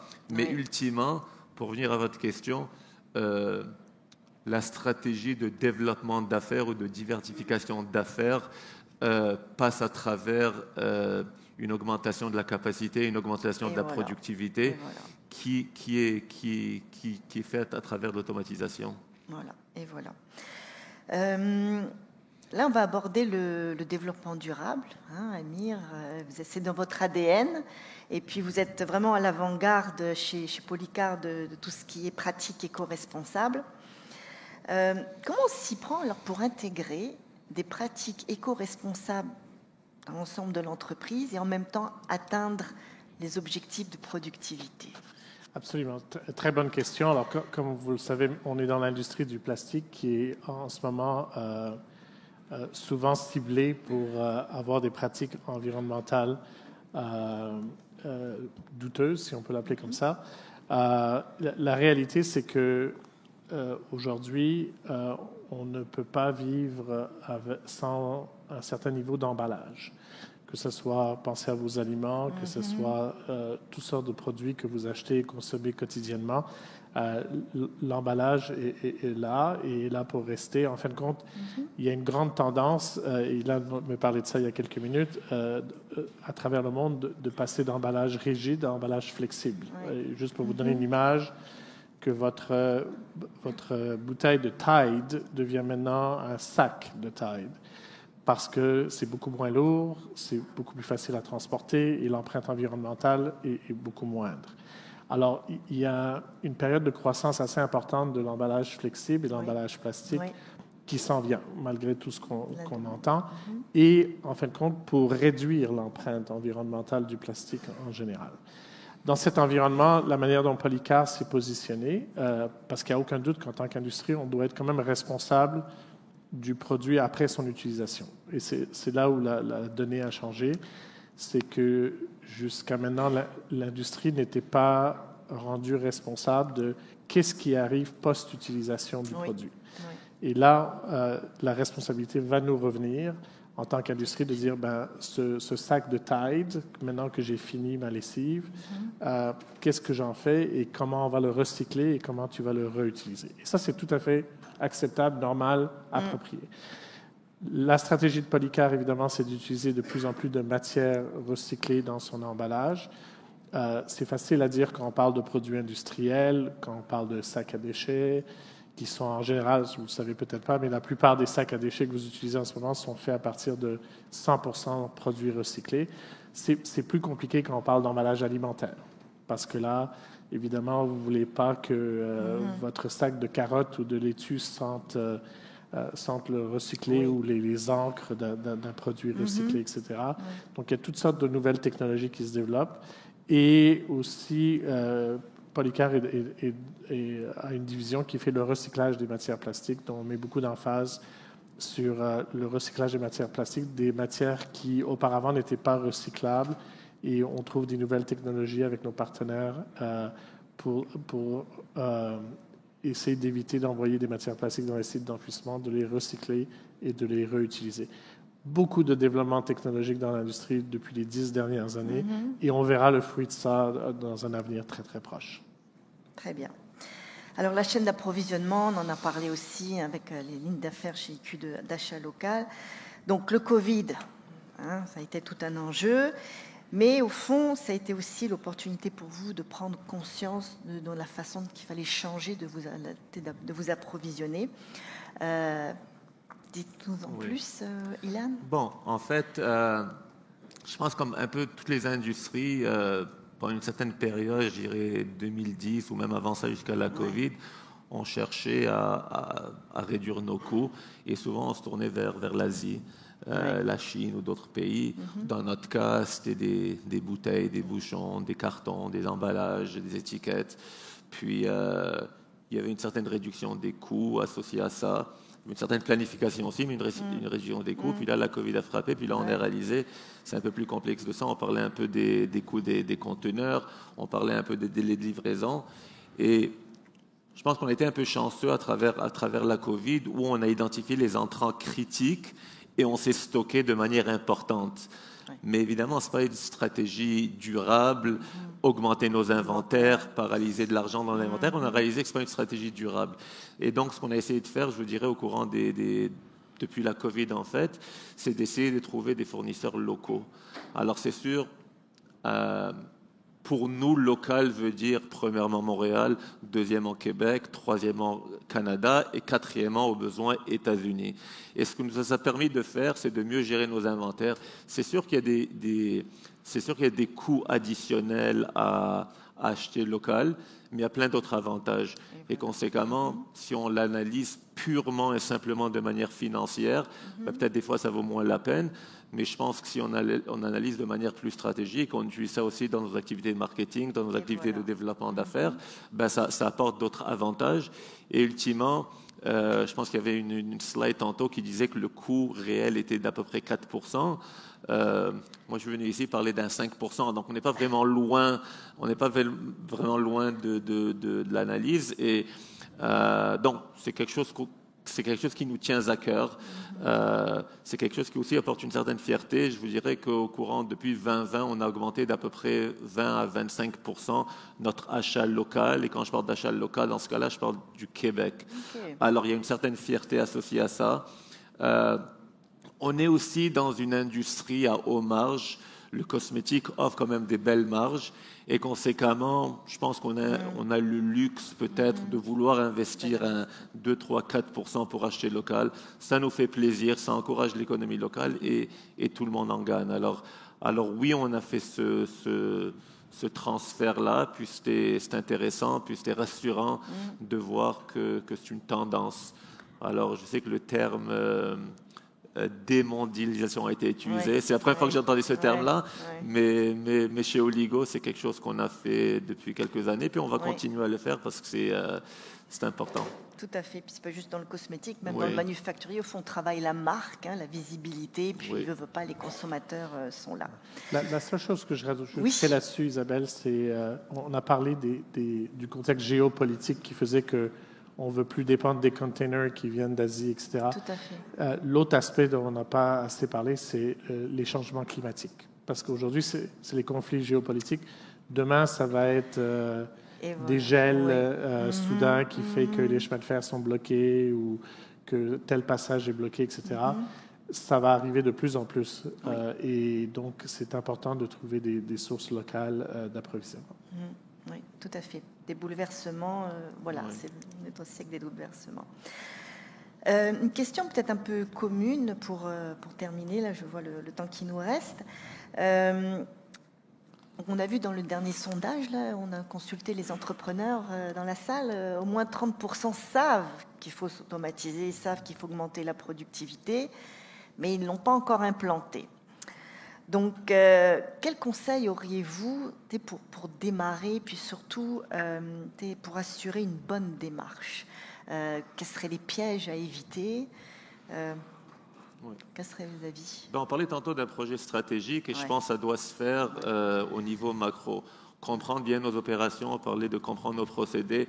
Et oui, c'est un gros projet, mais on peut le réduire en identifiant peut-être 2, 3 opportunités ou 3, 4 opportunités d'automatisation qui puissent augmenter notre productivité, puis focuser là-dessus. Alors, se donner un échéancier 18 mois, 24 mois, 36 mois pour implanter ces 2, 3 opportunités. Puis, je pense en gérant des plus petits projets, ça se gère mieux, ça se planifie mieux. Puis, comme je dis tantôt, moi, de mon expérience personnelle, l'intégration n'est pas toujours évidente, donc il faut bien planifier l'intégration et encore une fois choisir la bonne solution. Alors s'entourer de consultants compétents qui puissent bien comprendre nos procédés et vraiment souvent bien, parce qu'on parle d'automatisation, mais vraiment bien expliquer le besoin. Et je pense qu'une fois que le besoin est bien identifié, le processus est bien clair, là on peut trouver des solutions adaptées pour régler ça, puis ça rend un très gros projet plus petit et plus gérable, disons. Voilà. Tout à fait, tout à fait. Oui, Amir? Oui, juste pour rajouter quelques points, je veux revenir sur le côté positif. On n'a pas le choix que d'automatiser, robotiser. Et en fin de compte, notre défi est encore plus grand parce que nos autres coûts d'opération sont plus élevés que la moyenne à l'échelle mondiale. Juste pour vous donner un exemple, je suis convaincu que mon compétiteur chinois ne paye pas 500 000 $ de taxes foncières pour son usine. Okay? On a ces coûts-là qui fait qu'on doit être encore meilleur que le reste du monde. Alors, on n'a pas le choix, mais il y a des défis. Le premier, c'est les taux d'intérêt. Il faut s'en parler. Le retour sur l'investissement sur ces projets, c'est compliqué avec les taux d'intérêt actuels et c'est de bien faire ses devoirs là-dessus. Deuxième, tout le monde parle d'automatisation, pas juste au Québec, au Canada, à travers le monde. Donc, c'est un secteur qui est très hot. Et quand c'est un secteur qui est très hot, malheureusement, j'essaie de trouver un mot plus poli, mais il y a beaucoup de charlatans dans ce domaine. Des gens qui prétendent être des intégrateurs, qui peuvent vous trouver des solutions, etc. Donc, faire vraiment votre recherche approfondie et faire des projets pilotes à petite échelle pour s'assurer que vous travaillez avec le bon partenaire et que vous avez la bonne solution. Nous, je vous le dis d'expérience, parce qu'on a probablement dépensé 300 000 $ avec un premier intégrateur québécois, donc d'ici, avec une compagnie d'une certaine taille, mais l'équipe, des fois, ce n'est pas la compagnie, mais c'est l'équipe qui a été allouée à notre projet était complètement incompétente et on a gaspillé 300 000 $ avant de réaliser qu'on avait fait une erreur. Alors, faites vos devoirs, je vous dirais. Et deux autres points rapidement. Un, ce qu'on ne réalise pas beaucoup, c'est que la robotisation, l'automatisation, ça prend de l'espace. Quand tu veux remplacer une personne qui prend des sacs et les met dans une boîte, ben, tous les robots, tous les convoyeurs, etc., ça double ou triple l'espace machine. Puis ça, on n'y pense pas assez. C'est facile quand tu commences une usine de zéro, mais quand tu pars avec une usine existante, ben, tu ne peux pas élargir le mur. Et donc, il y a des conflits d'espace physique assez importants et de prendre ça en considération. La dernière chose que je dirais, c'est l'augmentation de la productivité se passe par une production plus grande avec les mêmes ressources. Mais il faut vendre. Pour pouvoir faire de l'argent sur ce projet, il faut que les ventes se concrétisent. Dans un environnement de stagnation économique, puis j'irai plus loin, je dirais que si on regardait l'économie par capita, parce que là, l'économie est à 0,3, 0,4 % de croissance, mais si on divise par la population, qui augmente de 1 million et quelques par année, on est en fin de compte en récession. Et donc, il faut vendre plus. Et vendre dans un environnement récessionnaire, vendre dans un environnement où il y a un combat assez acharné pour la lutte contre les changements climatiques dans ce pays. Et puis, j'ai rien contre, sauf qu'il faut comprendre que la lutte contre les changements climatiques, ce que ça veut dire en bout de ligne, c'est que vous et moi, on doit travailler plus pour consommer moins. Le whole point des changements climatiques, c'est qu'on consomme moins et on va nous taxer jusqu'à qu'on arrête de consommer. C'est ça, la lutte des changements climatiques. Dans cet environnement-là, c'est très dur de vendre plus. Alors, il faut que ça soit aligné d'une stratégie d'automatisation à une stratégie d'exportation. Parce que le marché local ou national ne sera pas nécessairement un marché en grosse croissance si on s'attaque au changement climatique comme on est en train de le faire en ce moment. Tout à fait, tout à fait. Donc, vraiment d'excellents gestionnaires, parce que ça fait quand même beaucoup d'années que vous êtes en entreprise et puis des visionnaires. Vraiment, on va se terminer là-dessus. Merci d'avoir été nos ambassadeurs, vraiment des mots très intéressants. Merci pour vos messages, votre sincérité. Peut-être qu'on pourrait demander aussi au public de participer. Si vous avez des questions, s'il vous plaît, nous avons des micros pas loin. Ce serait très intéressant. Sentez-vous à l'aise.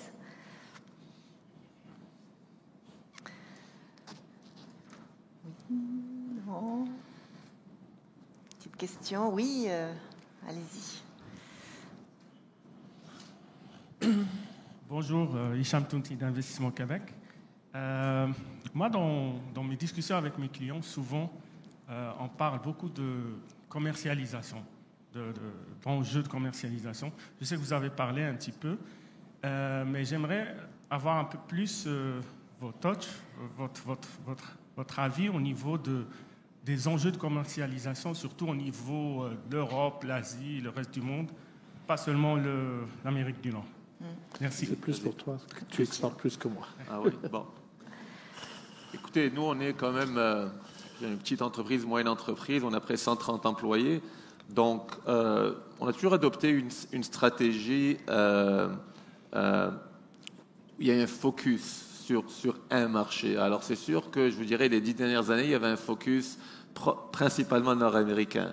Aujourd'hui, avec la croissance de l'entreprise, là, on a un focus plus sur l'Europe. Alors, c'est sûr que dans notre industrie, il y a beaucoup d'enjeux de réglementation, des stratégies des gouvernements, exemple en Asie, certains marchés européens, où ils rendent l'importation un peu plus difficile. Mais fondamentalement, on focus vraiment sur certains marchés et on investit tous nos ressources, ou une grande partie de nos ressources, sur nos marchés. Alors, comme j'ai dit tantôt, pour nous, le marché européen, c'est un marché naturel dans la beauté. C'est un marché où plus facile, les habitudes des consommateurs sont les mêmes. Alors que ce soit en France avec le français, en Angleterre avec l'anglais, ou certains marchés. Alors, c'est sûr qu'on focus là-dessus. Et c'est ça. Alors, moi, j'ai toujours adopté une approche d'être vraiment focusé. Alors, on a été, exemple, à un congrès en Italie l'année dernière où chaque année, puis là, on reçoit des opportunités en Chine ou en Corée ou ailleurs. Puis au lieu de s'éparpiller un peu partout, on s'est dit, bon, sur une certaine période de temps, on va focuser sur le marché européen et ça nous permet d'être plus organisés, plus structurés et moins pas désorganisé, mais moins, comment dire, all over the place, moins... Alors, c'est ça. Alors, nous, on a adopté une stratégie plus focusée là-dessus. Oui, tout à fait. Puis, on le voit souvent, hein, on va d'abord par opportunité, hein, parce qu'au fond, on veut augmenter le chiffre d'affaires. Ah, ils nous ont dit oui, puis on va... Mais au fond, rester vraiment concentré sur sa planification, oui, faire preuve de rigueur. Est-ce qu'il y aurait d'autres questions de la part de vos pairs entrepreneurs? Bonjour. Bonjour. Lamara Foul, présidente d'une compagnie industrielle en cybersécurité. Question qui me vient à l'esprit, puis ça m'intéresse énormément, c'est formation pour automatisation. Vous avez mentionné pour automatiser, vous avez besoin de garder votre staff et les former. De quelle façon vous avez été accompagné par différents mécanismes? C'est ça qui m'intéresse aujourd'hui énormément. Vas-y, je vais commencer. De notre côté, ce qu'on a fait, c'est qu'on a les ententes qu'on a fait avec nos fournisseurs de systèmes d'automatisation et de robotisation incluaient des périodes de formation et où on prenait nos employés et on les formait sur place pendant plusieurs semaines pour être habitués à opérer ces machines.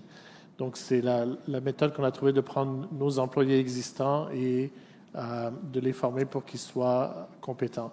Dans le cas du projet qu'on a maintenant à Montréal, on fait la même chose, mais ce qu'on fait aussi, c'est que certains des employés à Edmonton qui ont été formés dans la phase de développement, on les fait venir à Montréal pour quelques semaines pour former leurs collègues à Montréal avec les mêmes systèmes d'automatisation.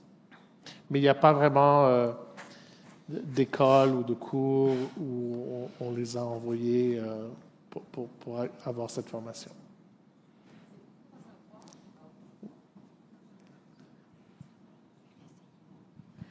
Plutôt à savoir s'il y a un accompagnement qui vient de, mettons, gouvernemental ou Investissement Québec. À ma connaissance, au-dessus de 100 employés, non.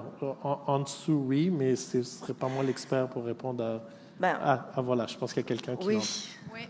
Bien, ça dépend, évidemment, le besoin pour la formation, pour le côté plus ressources humaines. Il y a des programmes, il y en a plusieurs. Là, le plus connu, c'est M4, 100 000 et plus. C'est des grands projets, donc plus de 100 entreprises. Le 100 entreprises, ça a été une mesure, 100 employés, excusez, qui a été ajoutée récemment dans la dernière année parce qu'il y a eu des restrictions budgétaires chez Service Québec. Ça s'assouplit un peu, mais quand c'est des plus gros projets de formation, c'est une autre enveloppe qui est gérée au national, pas dans les bureaux régionaux. Il y a plusieurs trucs. Il y a la Commission des partenaires du marché du travail qui gère la loi du 1 %. Il y a tous les comités sectoriels de main-d'œuvre. Donc, eux, quand il y a des entreprises qui travaillent ensemble, ils vont financer encore une plus grosse partie de la formation. Ça peut aller jusqu'à 70 %. Appelez-nous, on va vous le dire, mais il y en a plein de mesures pour financer soit le salaire des employés, soit des ressources internes, soit des fois des consultants aussi qui vont vous donner le service nécessaire. CPE pour l'emploi, concertation pour l'emploi, volet entreprise, etc., etc. Donc, je serai là après pour discuter avec vous. Mais vous m'avez fait penser, quand vous parlez, je pense que vous êtes dans une firme de cybersécurité,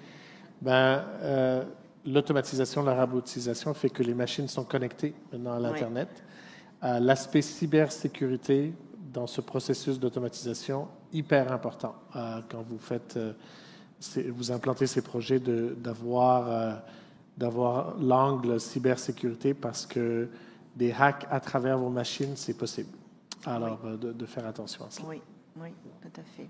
Très, très intéressant. Oui, un autre point. Peut-être...